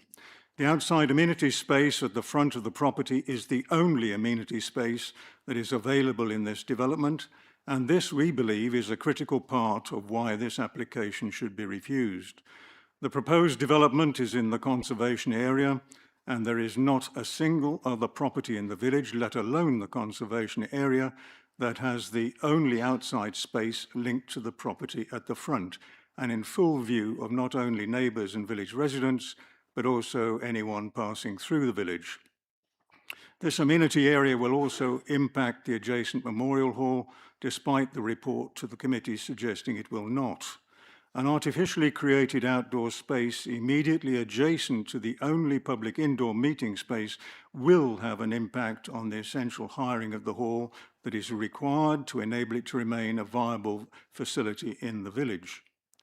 The idea that a front garden shared by 4 tenants and with no controls in place for how this open space is utilised and maintained is frustrating when it is adjacent to a public building that is used by the community and which needs fundraising to remain a viable community asset. Based on the volume of comments you have had from the community, it's clear that they also agree. The Parish Council has supported and indeed driven forward with affordable housing previously, but these have always been with a view to them being not only needs-driven, but being appropriate to the location. Developments in both Nightingale Close and Linford Oaks have included these with our support. This site provides none of the key benefits that those other developments have provided to their residents. We would also add that these developments have been properly managed by a management company or resident association to maintain a high standard of care that is not dealt with in this application. At no point did this applicant try and work with us to make the development an asset of the village. We would also question whether the development meets the standards set out in the NPPF policy CS20, providing amenity for the intended occupier. It has almost no outside space, and the space that is provided is basically a car park, would suggest that this development certainly fails in this element of the core strategy. If you could just bring it to a conclusion now with another paragraph I'll or stop something. there. Oh, you'll stop there. Okay, thanks very much for that. So that was 3 minutes. So, Mr. Davey, you're now the chair of Great Allen Kinnerton Memorial Hall as well. So I understand that you've got a representation to make Yes, in that speaking respect. on behalf of the trustees, Chair. Yeah, super. Well, again, whenever you're ready. Thank you. The Social Club was originally an extension of the Memorial Hall and was very successful for many years before it closed in 2005 due to financial mismanagement and eventually sold at auction in 2008. Despite its subsequent dilapidation, the building was previously recognised an asset of community value because of its importance to the village. We have repeatedly expressed interest in owning the building or part of it, and there was local interest in providing financial support to do so. However, the owner was unwilling to sell at a realistic price. There has been other third-party interest too. We firmly believe that it could still become a successful leisure facility, nursery, shop, office or storage space with the right investment. Residential conversion would permanently remove those opportunities while creating significant conflicts with the Memorial Hall. We believe that the proposed development raises several planning concerns. First, the building is a single brick structure that shares a party wall with the Memorial Hall, with only a blocked doorway separating the two properties. Noise transmission through this wall is already evident and a problem for hall users. It will be a significant problem for tenants too. Secondly, the hall has established rights of way and shared use of part of the driveway under existing legal agreements. The proposed amenities area would significantly reduce the overall parking space available and create the potential for parking conflicts. It's not unusual for there to be more than 26 vehicles parked, the maximum envisaged by the planning officer. Thirdly, the property has no land to the side or to the rear. Consequently, the proposed amenities area at the front would be the only outdoor space available for all 4 residential units. Its everyday use for domestic activities such as drying, washing would have a serious adverse visual impact on the appearance of the hall frontage. I doubt whether it be possible for all 4 properties to hang their washing out on the same day, so it is highly likely there'll be washing on view for most, if not all, days of the week, an appalling prospect for potential hirers, neighbours and passers-by. Taken together, these impacts would significantly affect the operation and attractiveness of the Memorial Hall. The planning officer concludes that the effects would be minimal, but our experience strongly suggests otherwise. We have already had a 45% drop in hiring income since the conversion work started. The Hall trustees have first-hand knowledge of the factors that make the Hall an attractive venue and a successful, well-used community facility. And with respect, the planning officer does not. For these reasons, we urge the committee to refuse the application and encourage the applicant to bring forward a proposal that preserves opportunities for community or commercial use while avoiding permanent harm to the Memorial Hall and the wider village. Thank you, Chair. Well, thank you very much, Mr. Davey. Okay, members, an opportunity to ask questions. Who now? Councillor Jones. Councillor Jones, I'll start with you. Thank you, Chair. Thank you, Mr. Davey. I noticed that you mentioned that the social club had been, you mentioned it had been financially mismanaged, and I note a couple of the third-party correspondences said the same thing. Could you tell us a bit more about what happened and sort of why it closed and stuff? It was extremely successful, and it was originally formed as a working men's club, and there was a building extension as part of the Memorial Hall, and further land was given to the social club so it could be expanded, and it was all built with money raised from within the village. It went from success to success. It opened its doors. It was no longer a working men's club. It became a social facility for the whole village. But over the years, it was managed poorly, and it is my understanding that it went bankrupt, and the property had to be sold to pay off the debts. And indeed, existing members at that point had whatever money was left from the sale. Thank you, Mr. Davey. Could I just follow that up with a question as to why, for members to understand why there need to be 2 facilities if there is a Memorial Hall in the village and another facility right next door to it? Well, unfortunately, Chairman, we don't have long enough to discuss that in detail because it's got a history going back 60, 70, 80 years. But as I explained, it was originally, the Memorial Hall was built in 1921. It was extended in 1933 and to create the Working Men's Club. And then subsequently land was given to the social club and funds were raised within the village to build the social club as a separate entity, and it was run as a separate entity, complementary to the Memorial Hall. It ran different functions. It had a bar that was available. I don't know what the licensing hours were, but it had a bar. It had a bowling alley, Skittles alley. It had different facilities and was used for different purposes. Okay. All right. Thank you for that. Councillor Ballinger. Good evening. In respect of the access, it was mentioned that it was shared access.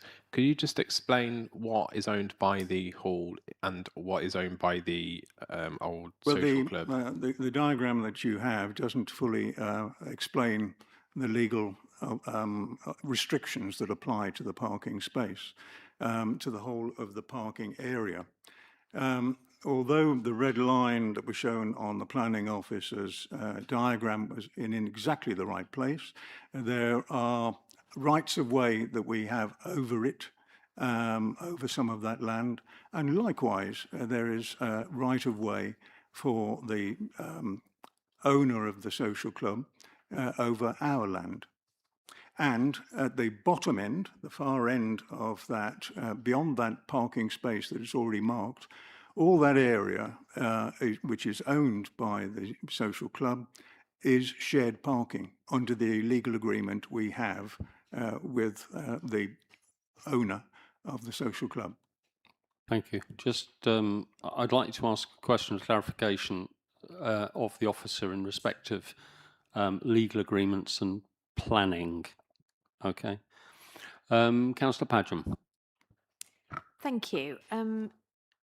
You've talked about the impact on Memorial Hall, and aside from sort of the concern about the appearance of maybe washing being dried, what else would you say, what in your view is the impact to Memorial Hall? Or what could be the impact? Well, imagine it as your back garden with people sitting out there, maybe having a barbecue out there. I don't know.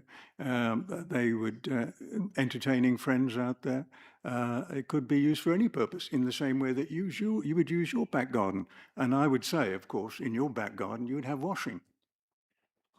Okay, Councillor Ballinger, you've got a second question. Yeah, thank you. I know the village does a very successful barbecue and that they have over the years, but is there any other functions that is used outside the area for the village and Kinnerton as a whole? Is the outdoor space to the front used quite a lot? Is our actual space used a lot? Yes. Yes, it is. And we quite often have children's parties at the hall, and in the summer months, there can be a bouncy castle at the front, on the grass or on the car park. It's used for a variety of purposes. We have had wedding marquees on the front. It is an available space and it's used as such by the people who hire the hall. They have access to the hall building and all the frontage down to the road, and they use it. Okay, thank you for that. Further questions? Yeah, Councillor Fleming's got one. I hate to mention this really, but I was in that hall in 1960 to 1967. I used to live very close by, and that social club was very busy, mainly manned by people who worked at the Maudsley Motor Works. So the fact that it's gone downhill and whatever else is a fact of how life is, not helped by the people that are there. But I can see also, as a chairman of trustees of another village hall, the problems that you'll have if you have people living next door. Because I don't think a single wall separation with one door, which I remember very clearly, to separate that. I mean, obviously it's going to have to be bricked up and whatever anyway. Yeah. Councillor Fleming, is there a question that you have for Mr. Davies? How is the builder going to mitigate the noise transfer between housing and social events in the hall? I've no idea. That might be, as we don't have a speaker from the applicant here, I think you might need to ask that question of the planners, but it might be a building control issue. Okay, further questions? No, in which case, thank you very much, Mr. Davies. Thank you. Okay, there are no further speakers on this issue, on this application. So here's the opportunity to ask points of clarification of the officers. You might want to start, Councillor Ballinger. Thank you, Chair. Hi, Josh. Can you just explain what the difference is around the legal, in terms of the legal agreement that the hall has currently with the social club? Yeah, so in terms of access rights, parking rights, whatever, those are separate private legal agreements. They do not interact with what a planning permission grants, and the granting of a planning permission does not mean that anyone has legal right over something they did not before. What I would say in response is that if there are legal agreements or deeds regarding access over land and what it cannot be used for, the granting of this planning permission, if it was to be granted, would not negate the need for the applicant or the owner or the occupiers to seek their own legal advice, and in conjunction with the Memorial Hall, and therefore you shouldn't be considering whether this development would comply with a private legal agreement in relation to the merits of the planning application. Okay. Yeah. Sorry, you have another I question? have another question. Yeah. Yeah. And then in relation to, obviously, we heard some concerns. I've counted there's 121 concerns that residents have mentioned, but the concerns that have been mentioned today, because we've got nobody else here, is in relation to like washing and stuff outside. Is there anything in the plans to sort of mitigate visual issues regarding washing outside, like fences or anything to stop that, just to reassure the hall, but also residents around the area? In respect of whether there are any like fences or whatever, no, there aren't. The outdoor amenity area would have some low-level planting and some benches and green area. If the intended occupants wanted to sort of have washing in that area of space as they wanted to, there would be nothing to stop them doing it. However, there is obviously the entire possibility that the occupants may not feel comfortable to do that and may choose to dry washing inside their flats. We have conditioned or recommended condition regarding landscaping. My concern would be in relation to putting and screening this off completely, that itself would look sort of odd and domestic in itself, and it wouldn't maintain the open frontage of the site. But no, there is nothing proposed to screen people from putting their washing in that area of amenity space if they did so. Okay. Could I ask a point of clarification in respect of an asset of community value? We heard from Mr. Davis, Josh, that he feels that it's a building that should be kind of protected for leisure uses, a nursery or other things for the community. What weight can we attribute to that, given that the situation with its listing as an ACV has changed? Yeah, so absolutely. So there is no dispute that this site would have constituted an asset of community value, and it was designated and had that sort of badge of approval in a formal sense.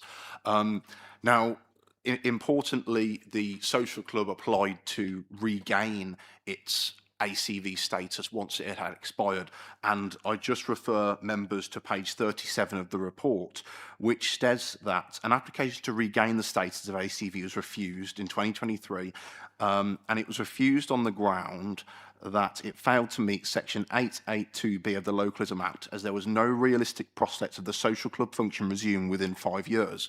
So that obviously would have had to undergo an assessment in a formal sense to the governing body there, and they concluded there was no realistic prospect of it coming back into use.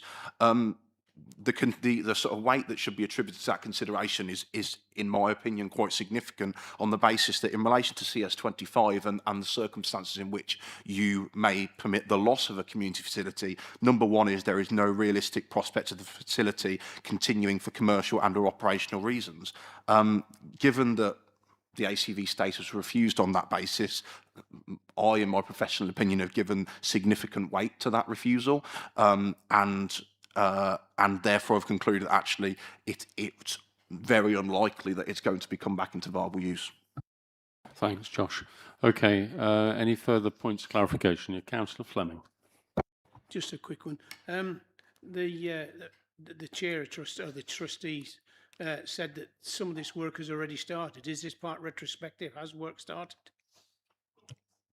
I am aware that works may have started during the course of the application, but what I would remind members is that is an enforcement issue, and that you cannot prejudice an application on the basis that works may have commenced.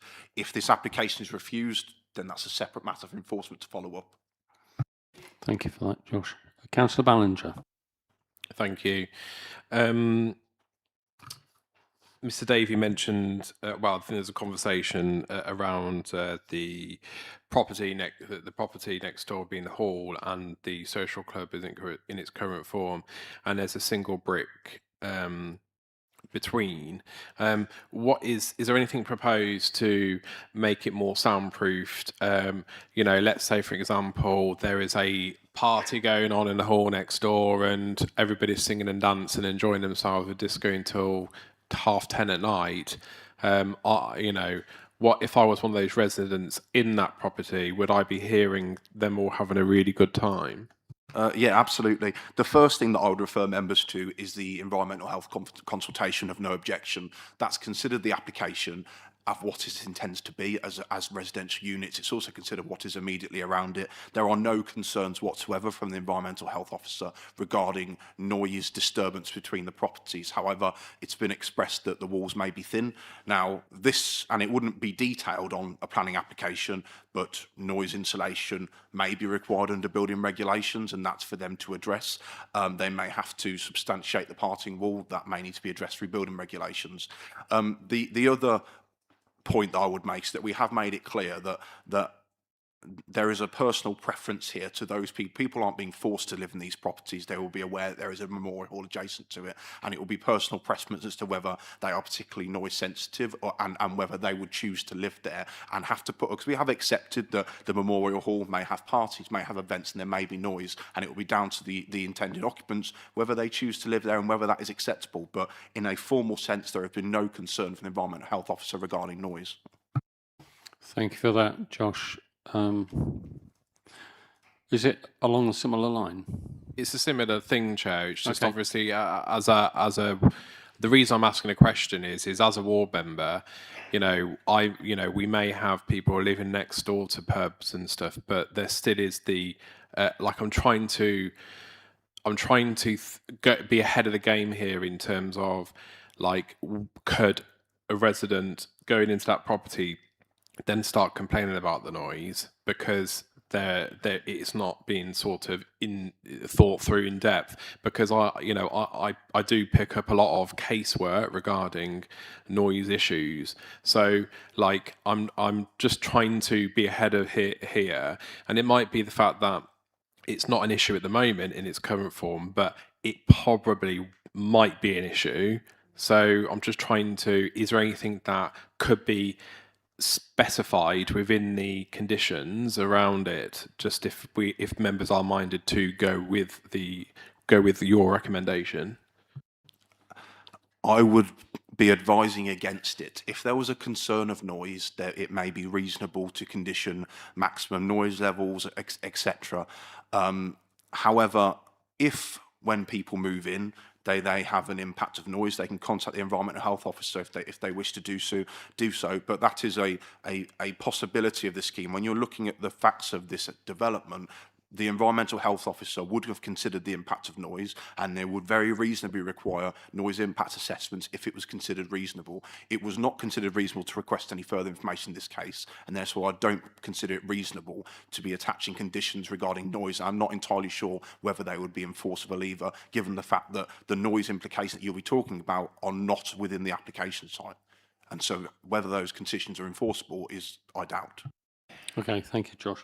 I'd like to ask a question, please, just in respect of your observations of the Housing Needs Survey report for this parish, which is just 3 years ago, which you say in your report identified 9 smaller properties, one-bedroom flats. Do you know, Josh, whether or not that gap of a need for 9 has been closed? To be perfectly honest, I'm not aware of whether that gap has been closed, and I haven't reviewed the local developments in the area to see whether that gap has closed. But we have just on a face value identified this was clearly at some point a need of a type of housing mix, and this would fit into that. Obviously, if that gap had been filled and a new housing needs survey had been undertaken identifying a different or an alternative need, then it would be the most up-to-date survey that would carry the most weight. But in this case, that is the most up-to-date evidence that we've got. Okay, it's fairly up to date. Anyone else got a question for the officers on this application?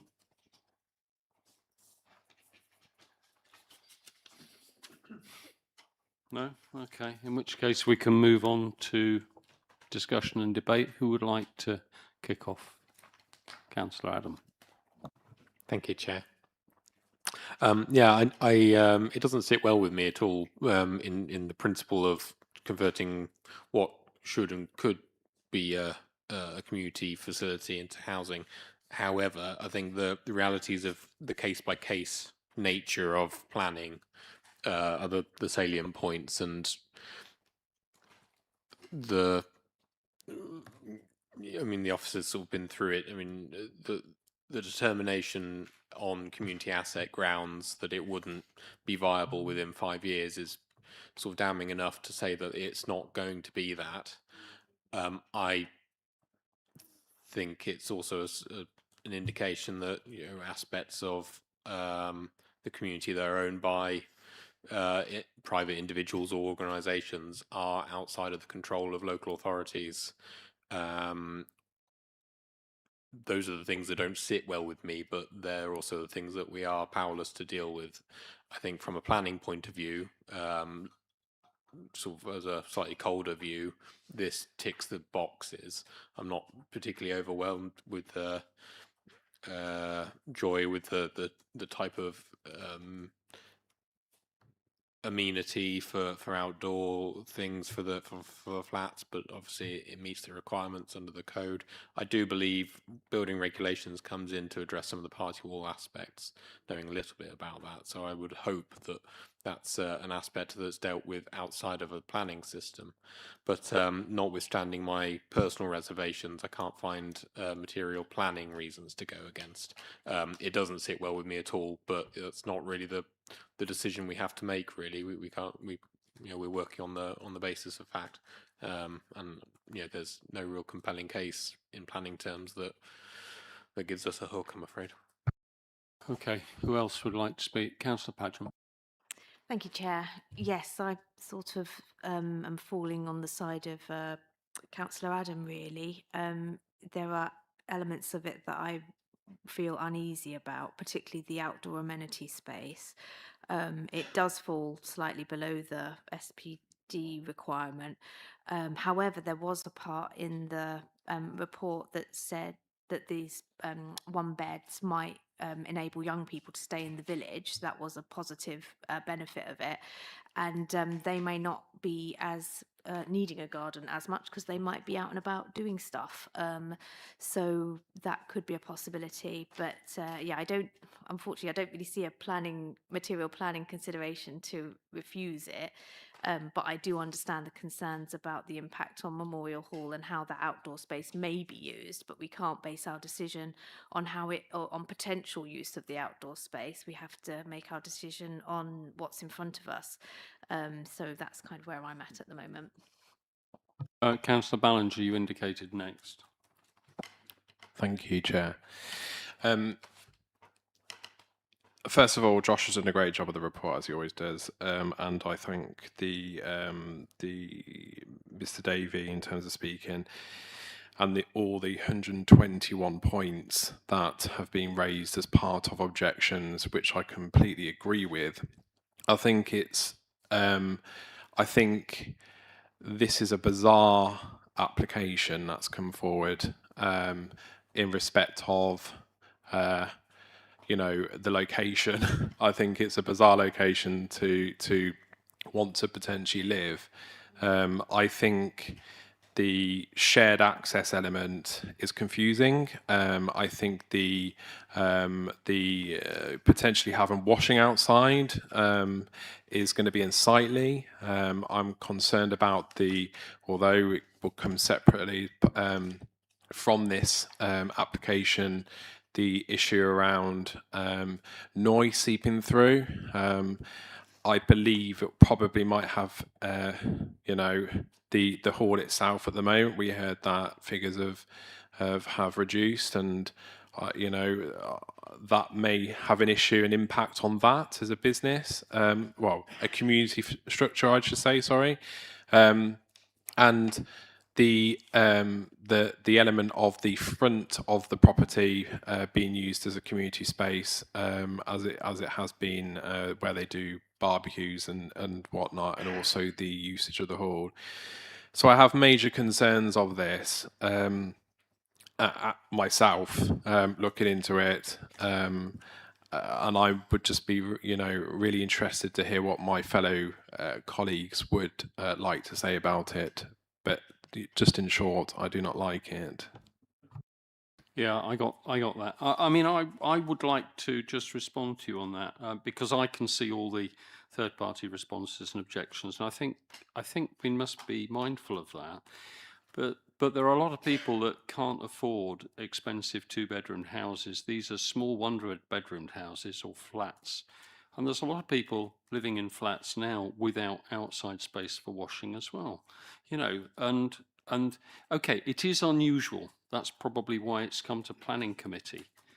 But we have this issue of a shortage of housing, and for somebody wanting to get on the ladder, whilst it's not the ideal site, it's an opportunity to create 4 units. So that's what I would respond to, but I do understand how people would see this.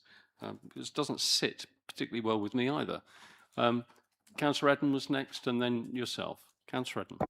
Thank you, Chair. I am very much aligned with the councillors sat opposite me in as much as, do I love it? No. Would we be considering this as slightly contrived under different circumstances? Yeah.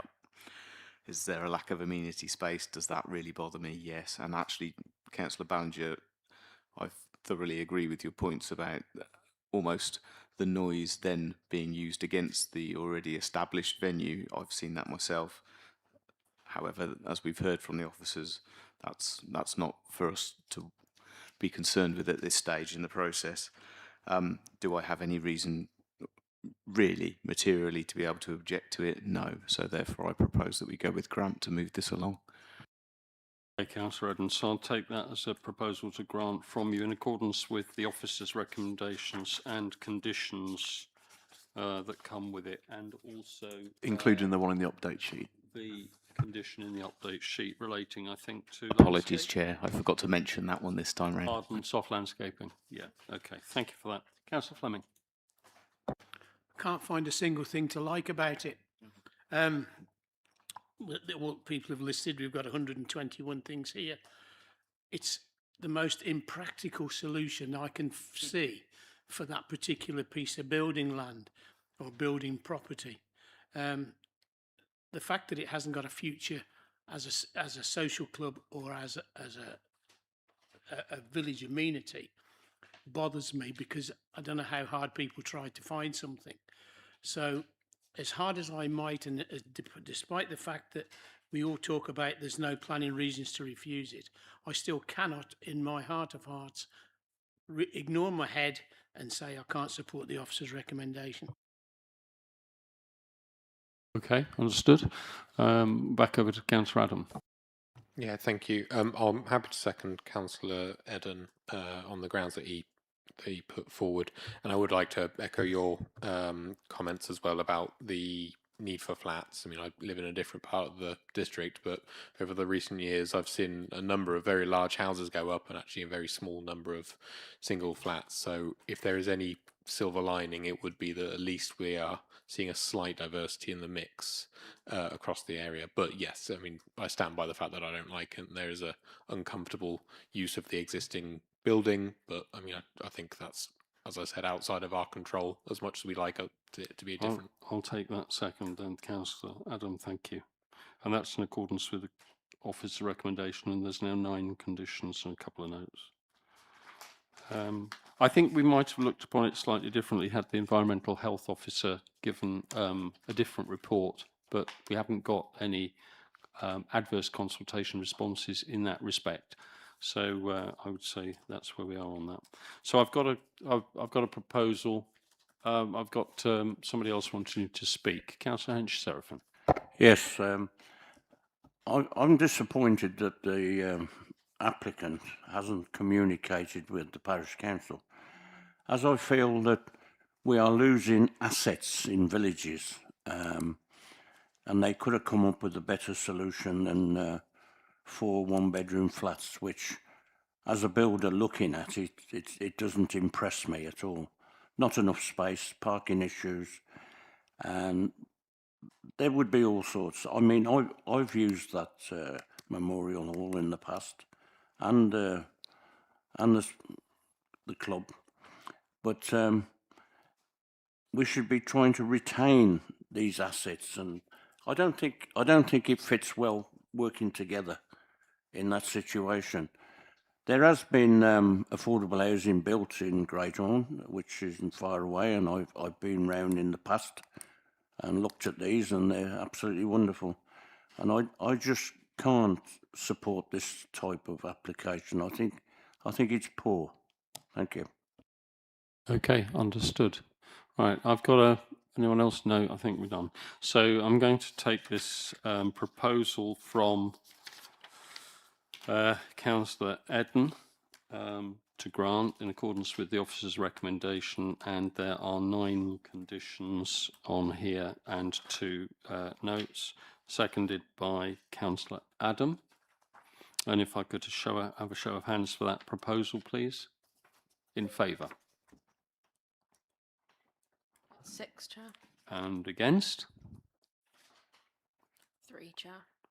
And abstentions?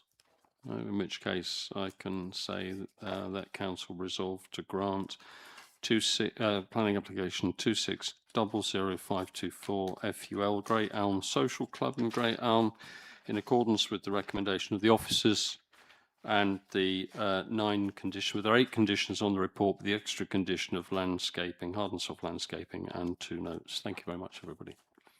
Okay, just bear with me a minute.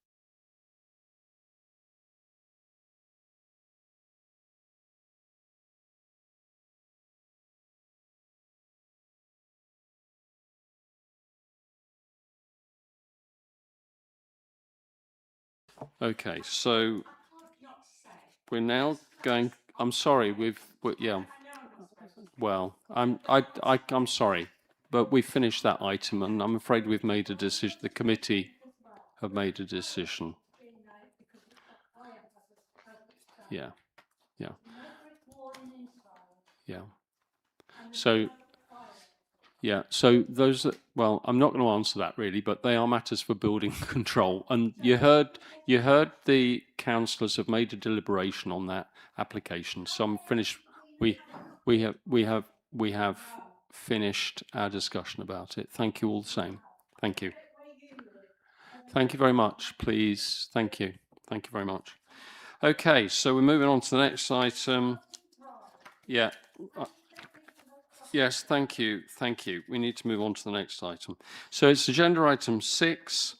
It's application 260032 FUL, and that's 68 West Home Road, Stratford-on-Avon, which is taking down a conservatory, some alterations and erection of 5 dwellings. And the presenting officer is Josh Cooper. Josh? When you're ready, if you could take us through the application, please. Thank you, members. The application before members relates to the alteration to an existing dwelling on West Holm Road and the erection of 5 dwellings, including all associated works. The application site is identified by the black dot on this plan. This plan shows the application site outlined in black and the ward member boundary outlined in pink. This is a very recent aerial image of the application site with the application site boundary superimposed over the top of the aerial image. This image is from this year. This is the existing site plan and location plan on the right-hand side in yellow. This is the proposed site plan showing the amended plot 1, which is the existing dwelling that's altered, and then the erection of 5 dwellings in the backland behind. These are the proposed elevations for plot 1. This is the altered dwelling, the extended and sort of retained existing dwelling that's changed. These are the elevations for all of the new plots now. So this is plot 2. This is plot 3. This is plot 4. This is plot 5. And this is plot 6. These are some photos of the existing dwelling on the frontage on the top, and the other two are photos from within the application site. These two photos looking north and south down West Holm Road, which is a private road, it is not a publicly adopted highway. And these are photos looking from the newer development from Russet Way, looking to the back corner of the application site. Officer's recommendation is to grant the planning application for the reasons set out in the committee report. There are 2 updates in the update sheet. The first is a correction to the committee report that the site is not within the Bidford Conservation Area. The pink dotted line, more for my correction, is the ward boundary. It is not the conservation area boundary, and the site is neither within or within the setting of the Bidford Conservation Area. The second update is regarding the ward boundary, which partially crosses a small slither of the West Holm Road into the ward of Councillor Fleming. Councillor Fleming has been consulted on the application and on the 7th of August submitted a response directly to me of no representation to officers. The consultation was undertaken after the committee report was published and therefore is not referenced in the committee report. That's the end of the recommendation. Right, thank you very much, Josh. Okay, we have some speakers on this item, and the first speaker is the clerk of the Stratford-on-Avon Parish Council. Elizabeth, good evening to you. And I've got you down for 3 minutes. Have you got anything to show? In which case, you can start when you're ready. Yeah. Good evening, and thank you for the opportunity to talk. The Parish Council has carefully considered this application, and apart from it being overdevelopment, as per the response, it is very concerned that the road safety audit carried out does not truly represent the pedestrian use of this Heart of England path, which is also an unadopted road. This road is used mainly by many parents taking their children to the primary school, parents with prams and children on bicycles and scooters. It is also used by many residents, many of them elderly, going to the supermarket. Thus, Council cannot consider a road safety audit taking place on one afternoon in February between 1500 hours and 1530 as evidence. It also brings into question the assumption that the new dwellings will only create an additional 27 car movements. If the road safety audit is based on 30-minute survey on a winter afternoon, what proof is there that the number of additional movements is only 27? When raising its objection, Council clearly stated the above, and it is surprising that this was not taken up with the applicant agents so that a more robust audit could be arranged that could have addressed the Council's concerns. It would appear this did not take place, so the concern and objection remain, and it would request this committee to consider it when making its final decision. Thank you. Oh, thank you. Members, do you have any questions for Parish Clerk? Councillor Padgham. Thank you very much, Elizabeth. You mentioned pedestrians and people walking on the road. So is there a pavement and a road, or it's just people are walking? It's just people on the road. And are there cars on the road as well? Well, it's only the people who live there. They're the only cars because it's a dead end. Okay. Okay, thank you. But there is a complete footpath that goes. Okay. Any further questions? I've got one. I'm just wondering if you could help me understand your sort of concept of overdevelopment on the site and the density of the properties there relative to the density of the modern housing behind. Well, modern housing development might be overdevelopment in the first place. It's just too many. It's just not a very large area. There's only access through West Holm Road, and it's just too many houses, which will consider too much traffic. That's the concern. I mean, you're the parish clerk. Do you know how many houses there are on West Holm Road altogether? Good grief. No, I have to admit, and I walk it quite regularly to go to work. Well, roughly. I don't know. I really can't tell you. 50 or so? No, I don't think there's that many. 40 houses, roughly. Okay, so it's an extra 5, and there's 40 already, are there? Well, they're all. It changes the street scene.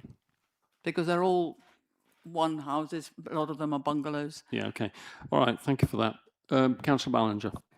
Good evening. Good evening. On your report that you put in, you've put that's concerns regarding loss of garage spaces. Are there garages there now, and are they used? They're mostly single houses, and they all have a driveway. So there's nothing on the road. Okay. Any further questions? No? Okay. Thank you very much, Elizabeth. Okay, the next speakers are Jane Cashmore, who's the agent. Oh, hello. Good evening, Jane. And we've got Kieran Geraghty, and David Neal, planning consultant. You want to show anything particularly, Jane, or? We have submitted a couple of slides, yes. Okay, so we'll just get those up. And how are you organising the 3 minutes? So I'll take the speaking time, Yeah. and then any of us can take questions. Thank you. Right. Okay, so whenever you're ready.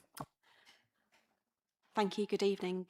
Thank you for the opportunity of speaking.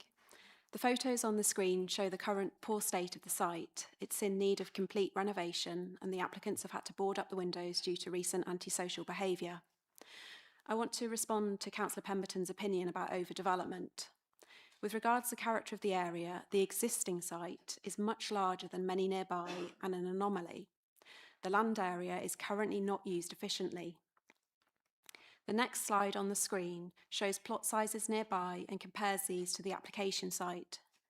What's proposed on site is not dissimilar to plots nearby on West Home Road, being larger than some and smaller than others. The proposed plots are much more generous than those at Damson Way to the east. Each dwelling proposed vastly exceeds the council's garden area requirements and has adequate separation to neighbours. We've amended plans during the process to reduce hard standing, remove some garages and increase soft landscaping at your office's request. 3 plots have tandem parking. The Development Requirements SPD is satisfied with tandem parking for residential dwellings where parking is allocated, as it is in this case. The number, size and layout proposed does not result in overdevelopment, and the density is similar to that on West Home Road, and we feel this is clearly shown on the slide on the screen. CS 5, 6, 9 and 15 are met.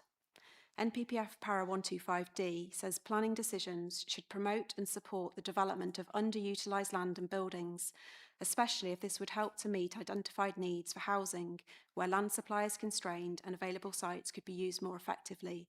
The development does this. In other respects, your officer confirms that the site is within a main rural centre and a sustainable location for new housing. The principle of development accords with the requirements of the development plan. 2 and 3 beds are most needed in the parish, which is what is proposed. The removal of the existing buildings would lead to visual betterment. The style of the dwellings is appropriate to the mixed character of the immediate street scene. There'd be visual unity within the development, and technical impacts have been found acceptable, including impact on neighbours, highways, trees, drainage, ecology and climate change, subject to conditions. We note the Parish Council objections and third parties on access matters. County Highways have reviewed the road safety audit and the construction management plan and have raised no objection to the development subject to conditions. Dave Neal, a highways engineer from DTA, is here for any questions. The management plan is comprehensive, makes provision for pre-commencement road survey and post-construction condition survey and repair commitment should any remedial works be necessary. In summary, the scheme complies with the development plan and provides much needed homes in a sustainable location. The development would deliver 2 and 3 bed dwellings which are sought for in the neighbourhood plan. It's not overdeveloped and represents the more effective use of an underused site. I hope you're able to support the officer recommendation to grant. Thank you for listening. Thank you very much. Members, any questions, please, for the applicants? Yes, Councillor Fleming. 2 very short questions. First one is, what was the site like when you bought it, and what's the site like today?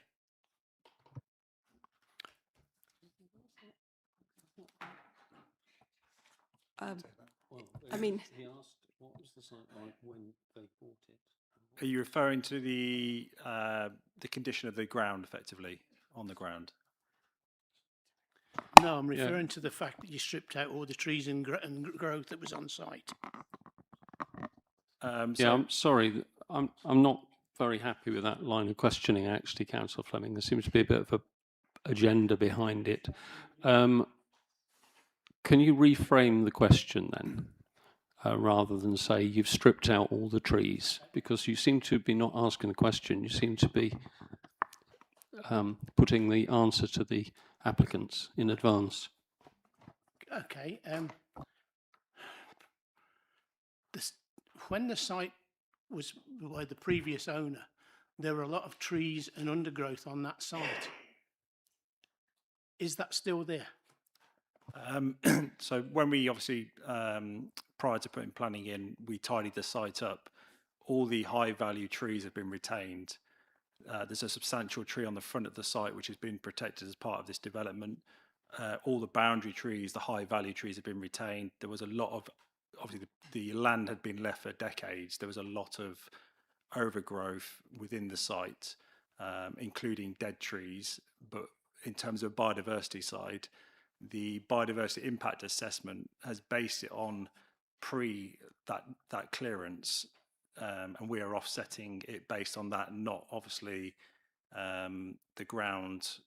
The overgrowth has basically been accounted for, but in terms of the trees itself, we've retained all the mature trees on site, and we're looking to obviously keep that as part of the scheme.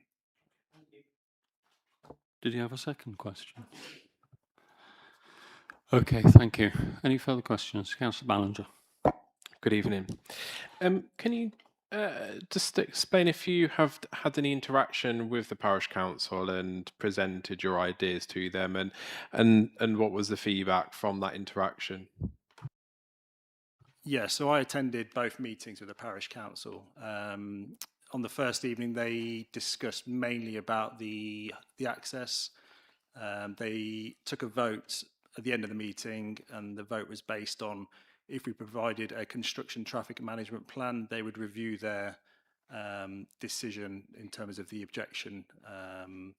We went back the second time and spoke, obviously presented the construction traffic management plan, which they'd viewed but still had issues with the that proposal.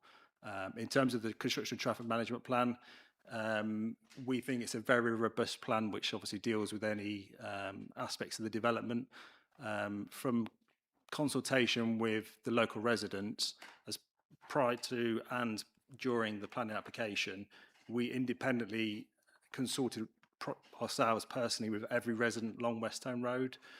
And off the back of that consultation, we engaged in conversations with the informal management side that look after Westtown Road.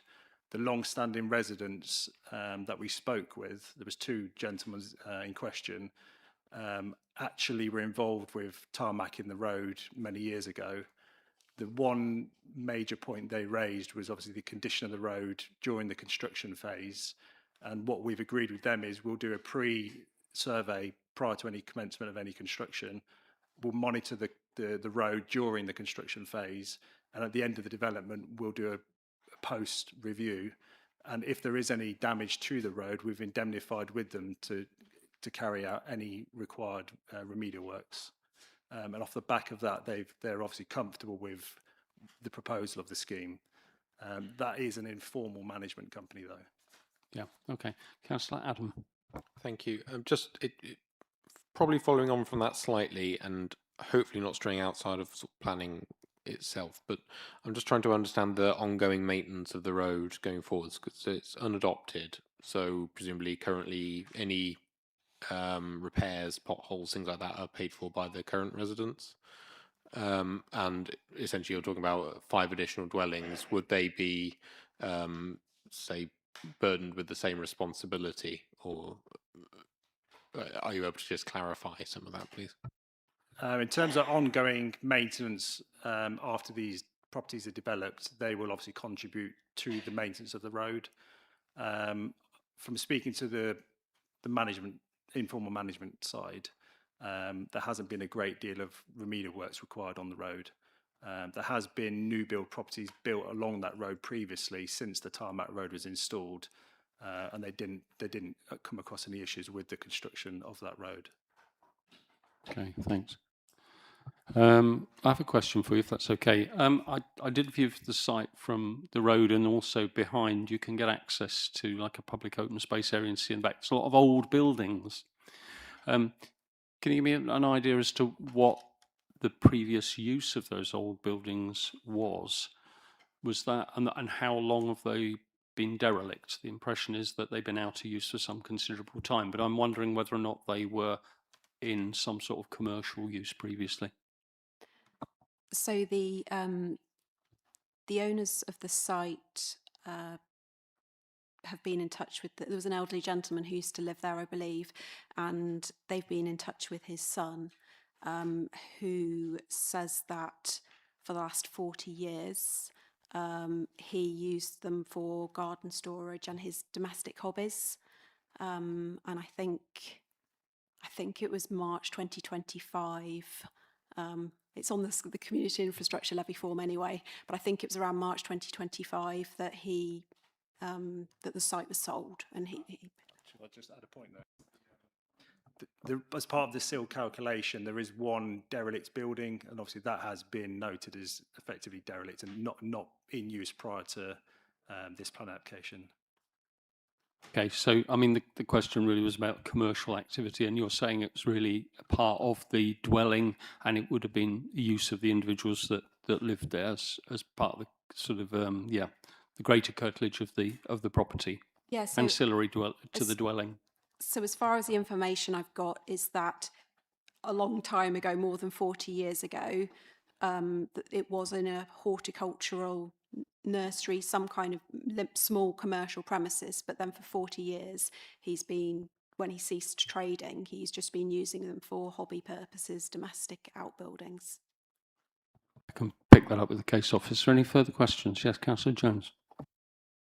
Thank you, Chair, and thanks everyone. I had a quick question on one of the points you mentioned about antisocial behaviour. What's happened, and is it possible that it could be a problem in the future on the site? Probably within the last 2.5 months, we've had effectively young children entering the site. We've since, you see one of the pictures there, we've since installed a fence on the boundary with the green open space at the rear. They've just been getting in, they're climbing in through the conservatory, and they smashed a window into the kitchen. We've since boarded it up. They have gained entry again. And from our point of view, we didn't really want to have to board it up. It's quite unsightly, but then at the same time, it's from a safety point of view. So, but we have since then instructed a fence at the rear. Okay, any further questions? No? Thank you very much for your presentations. Right, members, here's the opportunity to ask questions of the case of... Oh, sorry. I beg your pardon. Sorry, we've got one further speaker. I do beg your pardon. Councillor Pemberton. Good evening, Councillor Pemberton.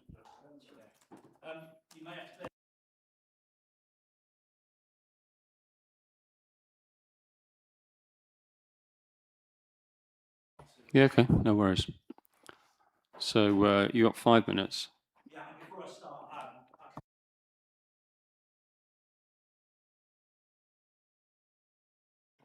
Okay, so whenever you're ready to start. Alrighty, just bear with me a second.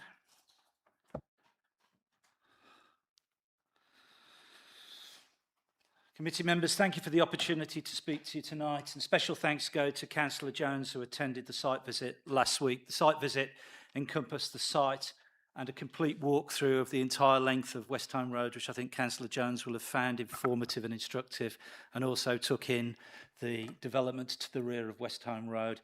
The site lies within the BUAB of Bidford, and the principle of development is not the issue. In addition to the issues raised by the Parish Council, my objection on behalf of residents relates to the scale of the proposed development.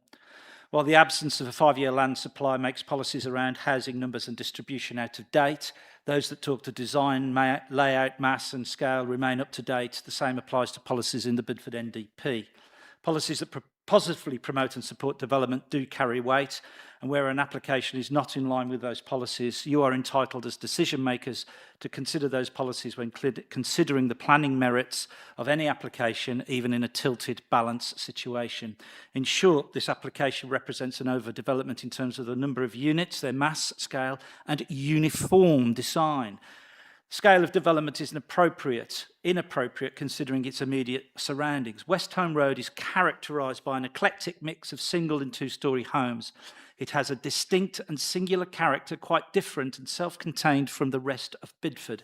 This is partly a function of the fact that it is an entirely private road built by residents back in the late 1970s. It's not constructed to highway standards and width, which lends the street scene its own unique appearance, which is emphasised by the natures of the properties, which on the eastern side are set back considerably with deep frontages and significant back gardens. West Home Road also accommodates a public right-of-way that runs along its entire length and extends to an enclosed footpath at the southern edge of West Home Road. There is no other example of backland development save for this site. Indeed, the most recent development on West Home Road on the same eastern side replaced a former car repair workshop with a pair of semi-detached properties with significant frontages and deep back gardens, which is in keeping with the character of the street scene. It is the number of new units that severely degrades the character of the area and their uniform design and layout, and does not readily integrate with the surrounding form of this part of the settlement. Permission should be refused as the application is therefore not in accordance with the requirements 2, 3, 4, 5 and 6 of Policy CS16 and Policy H5 of the Bidford NDP. Specifically, the tests that the design is well related and readily integrated to the existing form of the settlement. I would argue this part of the settlement, which has its own unique character. The scale of the development is inappropriate to its immediate surroundings. The location and extent of the development has an unreasonably harmful impact on the surrounding landscape, which includes the built form and surrounding street scene. The location and extent of this development will result in undermining the identity of this part of the settlement and its distinctiveness. And in terms of Policy H5 of the NDP, the application does not preserve or enhance the character of the area and introduces a form of development which is at odds with the existing settlement character or pattern. I would argue also it's not in conformity with CS9, which Section 2 talks about development being sensitive to the setting and existing built form. I would also argue policy CS5 is engaged as the applicant did clear the site of significant landscaping prior to the application, and so the new landscaping will be entirely immature, taken against the mature landscaping for the rest of West Home Road, and is therefore a degradation, not an enhancement. A couple of notes. On page 61, the officer references recreation land near to the site. This is actually the SUDS for a new development. Further on page 61, the officer also references the higher density in development immediately behind the site. The site to the rear was built out from 2016 and as such is built to entirely different standards for density, which is more commensurate with a modern housing estate, which is entirely different to West Home Road. And it has no functional relationship between West Home Road and that new site. And you should consider West Home Road in its own and it's as a distinct identity rather than considering it as an adjunct to its 30 seconds. 30 seconds. Yeah, so cutting to the chase, you have, and I would make the observation just about the plot sizes.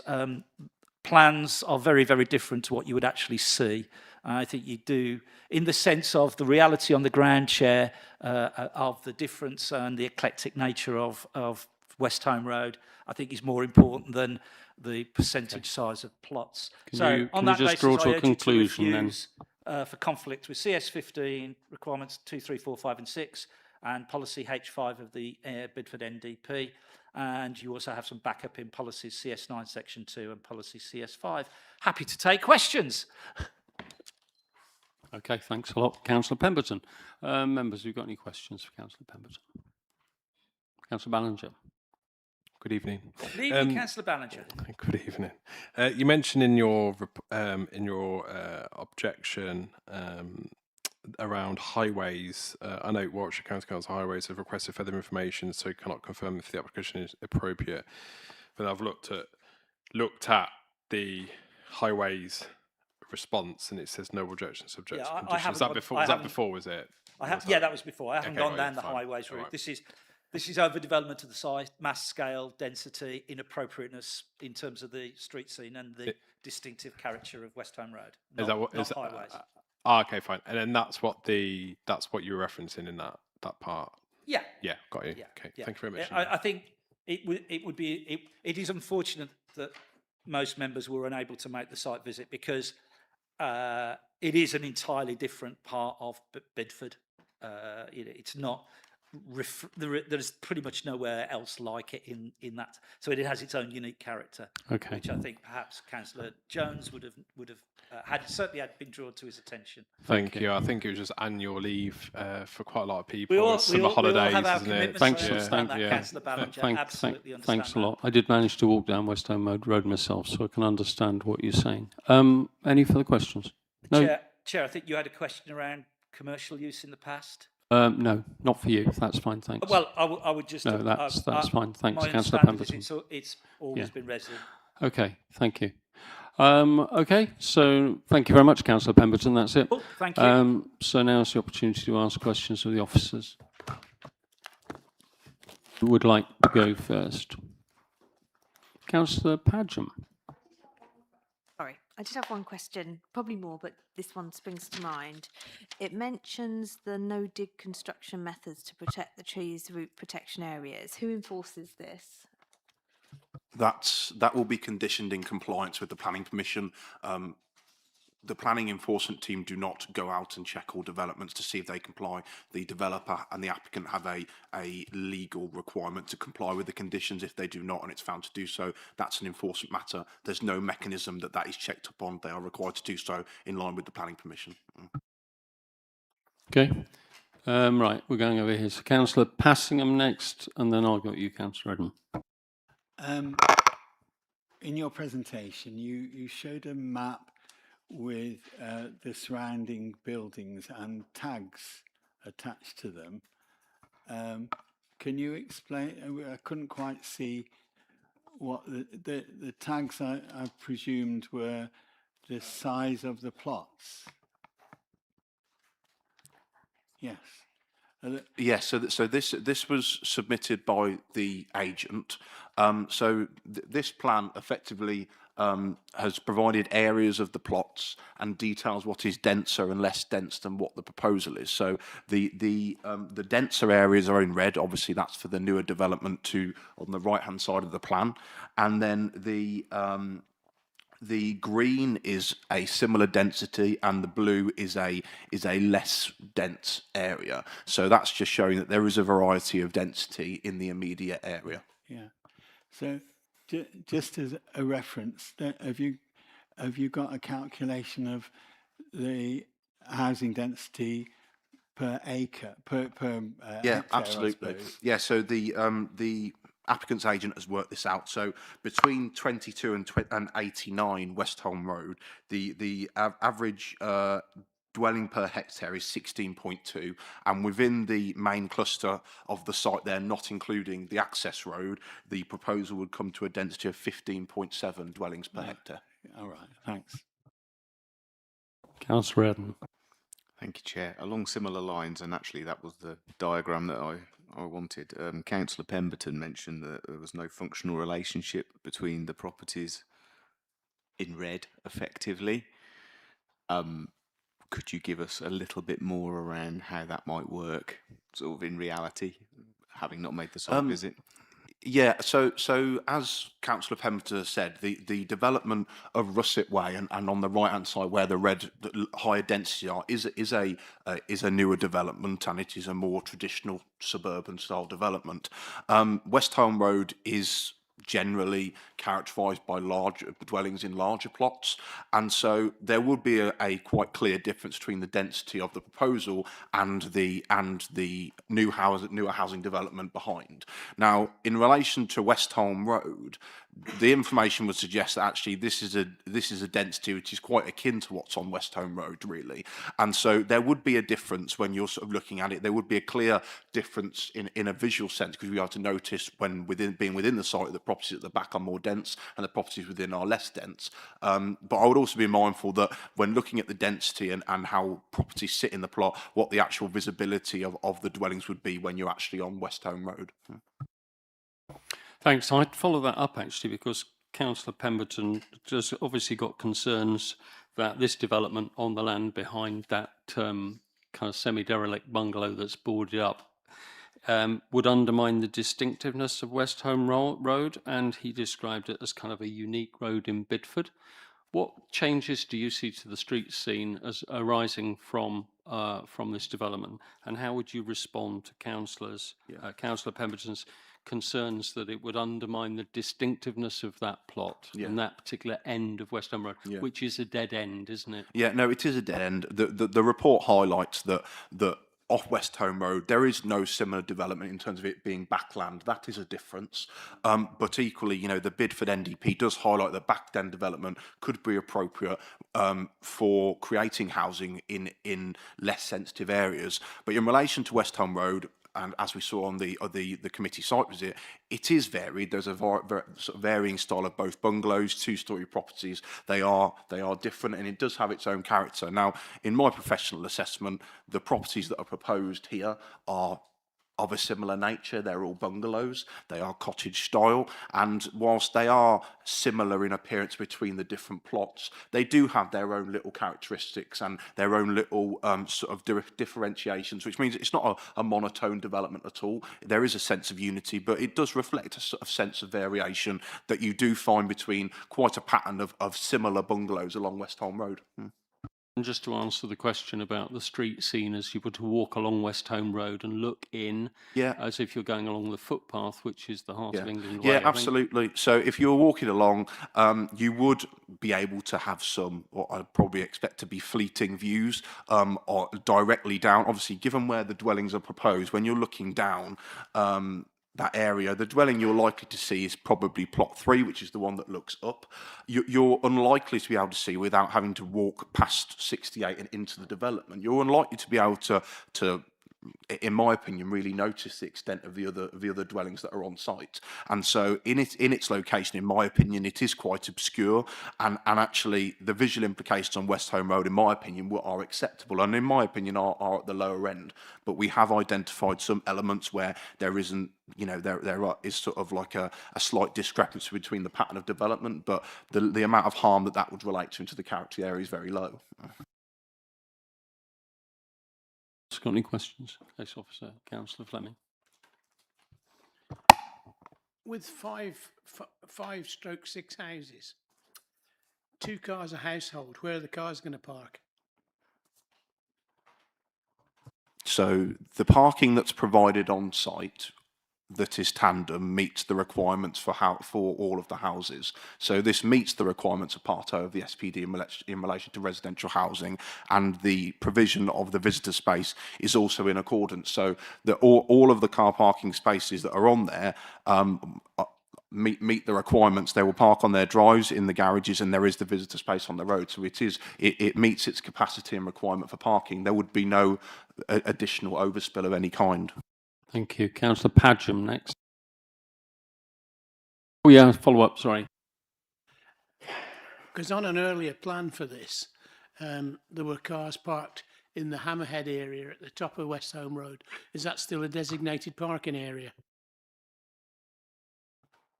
Sorry, at no point during this application were cars proposed to park on West Home Road.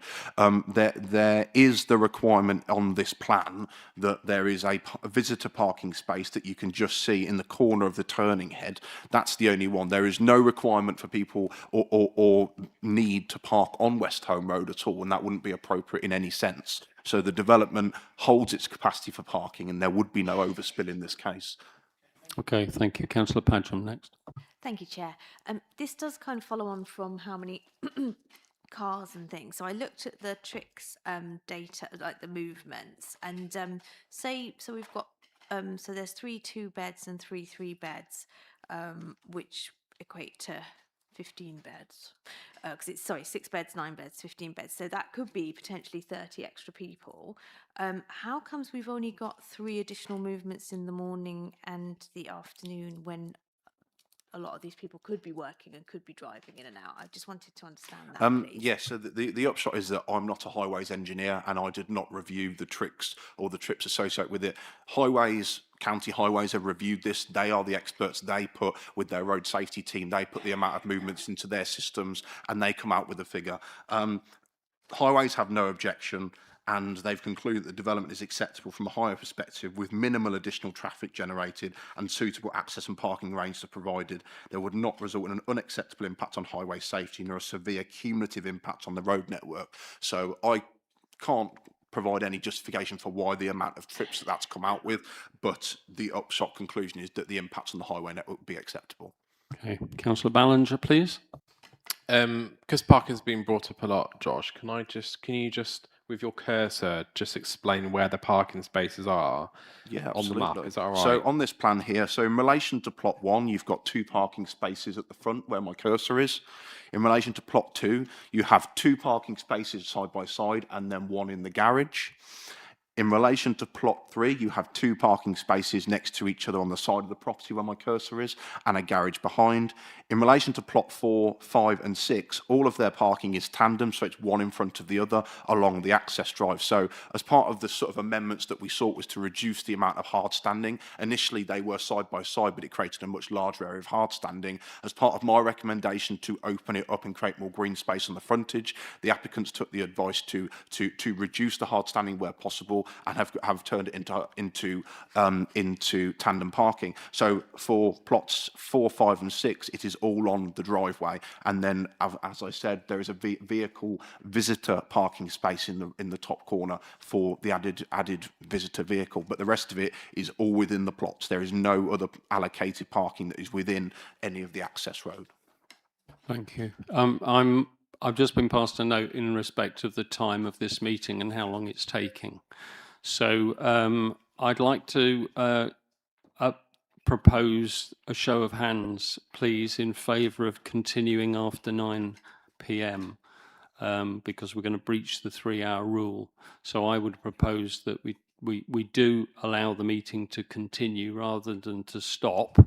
And I'd like a seconder for that, please, Councillor, on a show of hands to continue that, because we've still got more questions to the case officer, although we've already had quite a lot. Councillor Padgham. Yes, Thank you for that. Thank you, Chair. Just one question about the BNG credits. Sort of who enforces the purchase of these, and also can they be conditioned to be locally provided? So again, similarly to your question earlier about conditions, so the statutory biodiversity net gain condition is a statutory requirement for all developers. It is aside from a planning permission, and we shouldn't, and we've had appeal decisions that recommend that we shouldn't be seeking to replicate the function of that legislation through planning conditions. So, for example, the county ecologist have requested conditions regarding achieving BNG on site, and I've not recommended those because they're unnecessary. And so the upshot is that the applicant has a legal requirement to purchase the credits because they are unable to provide the BNG on site. They are required to do that. If they don't, they're in breach of that legislation, but that is an enforcement matter that would be taken up at the relevant time. But there's no mechanism within the planning permission to secure that, and there's no requirement for a legal agreement to be secured or anything like that. Thank you. I should like us to move on to debate if there are no further questions. Well, it looks like I've got agreement to that. Who would like to kick off the discussion? Councillor Eden. Councillor Padgham. No, Councillor Padgham. Thank you, Chair. I think we've covered off a lot of the issues through quite a lot of questioning of the officers, and personally, I don't see a reason to refuse the application. I'm interested to see what other people say, but I can't see a material plan and consideration to refuse it. So I'm just interested to see what else Thank you other people say. for that. Councillor Adam, please. Thank you. I am genuinely sorry I couldn't make the site visit. It was just a last-minute commitment, otherwise I would have been there. But I want to recognise some of the points that the ward member made in terms of the design and, I suppose, the distinctiveness of the road itself. I mean, from what assessment I could take from photos, I sort of do understand it's hard to quantify or say, but I do reflect that. Looking at the site and the design for the site, it feels that the proposal itself does fit into the newer developments surrounding it, particularly on the sort of presumably on the eastern side, and almost would be more naturally accessed from them from a kind of design distinctiveness point of view, which I think would make it conform to the wider settlement slightly better. That being said, I mean, that's just a speculative thing. What we have in front of us is access off this road, which then made me think of actually the design of the site itself is fairly obscured by the front property, which my reading of it would make it so that the development of the houses would be actually, it's more off the road than on the road, and I think that is swaying me towards supporting the scheme as it is, not because I don't recognise what's being raised as the design and distinctiveness, but I think the nature of the site itself and the design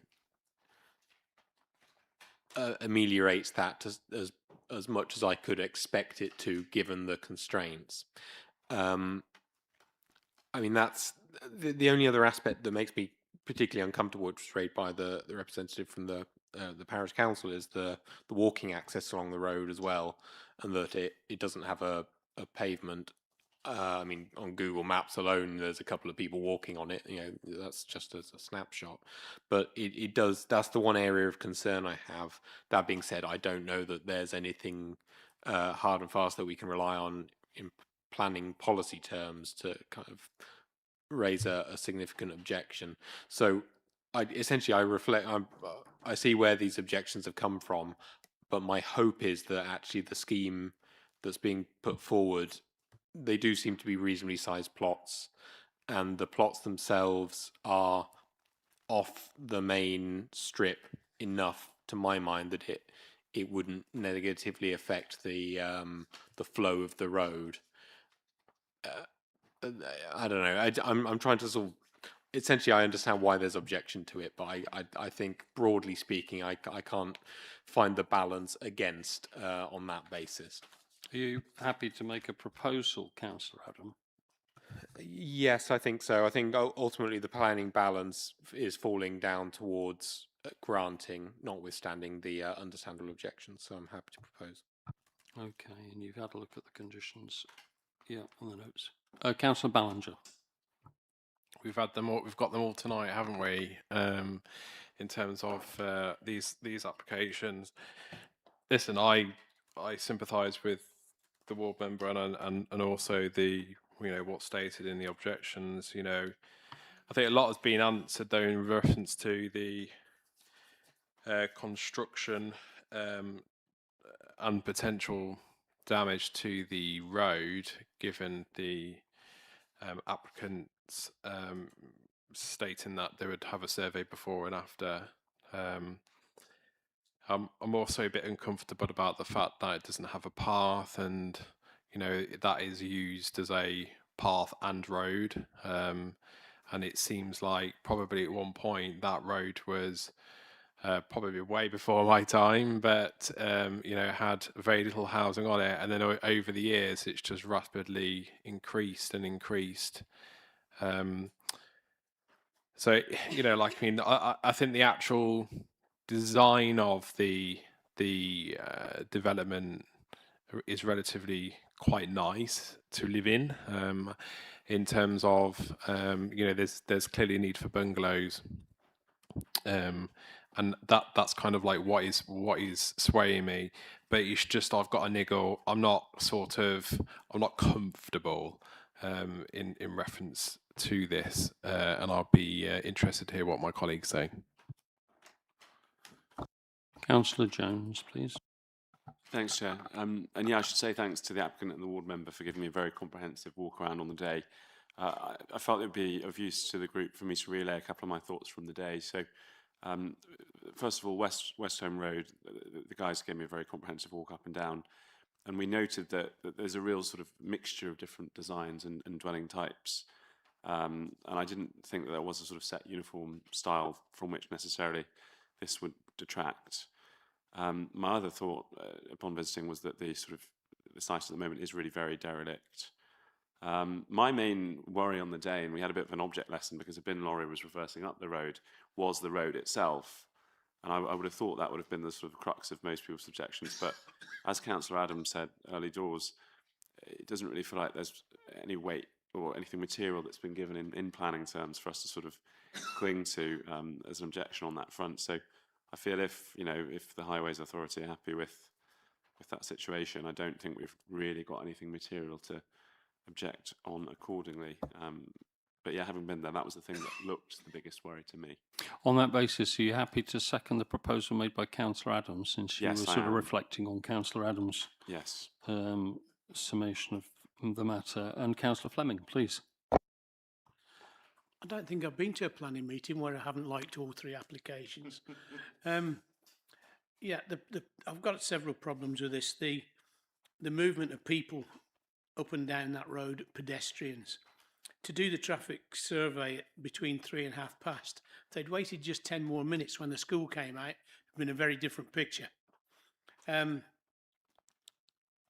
worry about the condition of the road when construction traffic use it. I know we've had assurances that they'll make it right. I think the site's contrived. I think there's too many houses in it. I think it's overdeveloped. If it had been 3 or 4, I might have been different. But I certainly think at the moment with 5 in there, I don't think it's suitable for the plot that it's going to stand on. So at this particular point, I won't be supporting the officer's recommendation.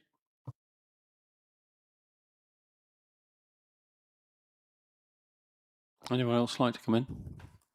No?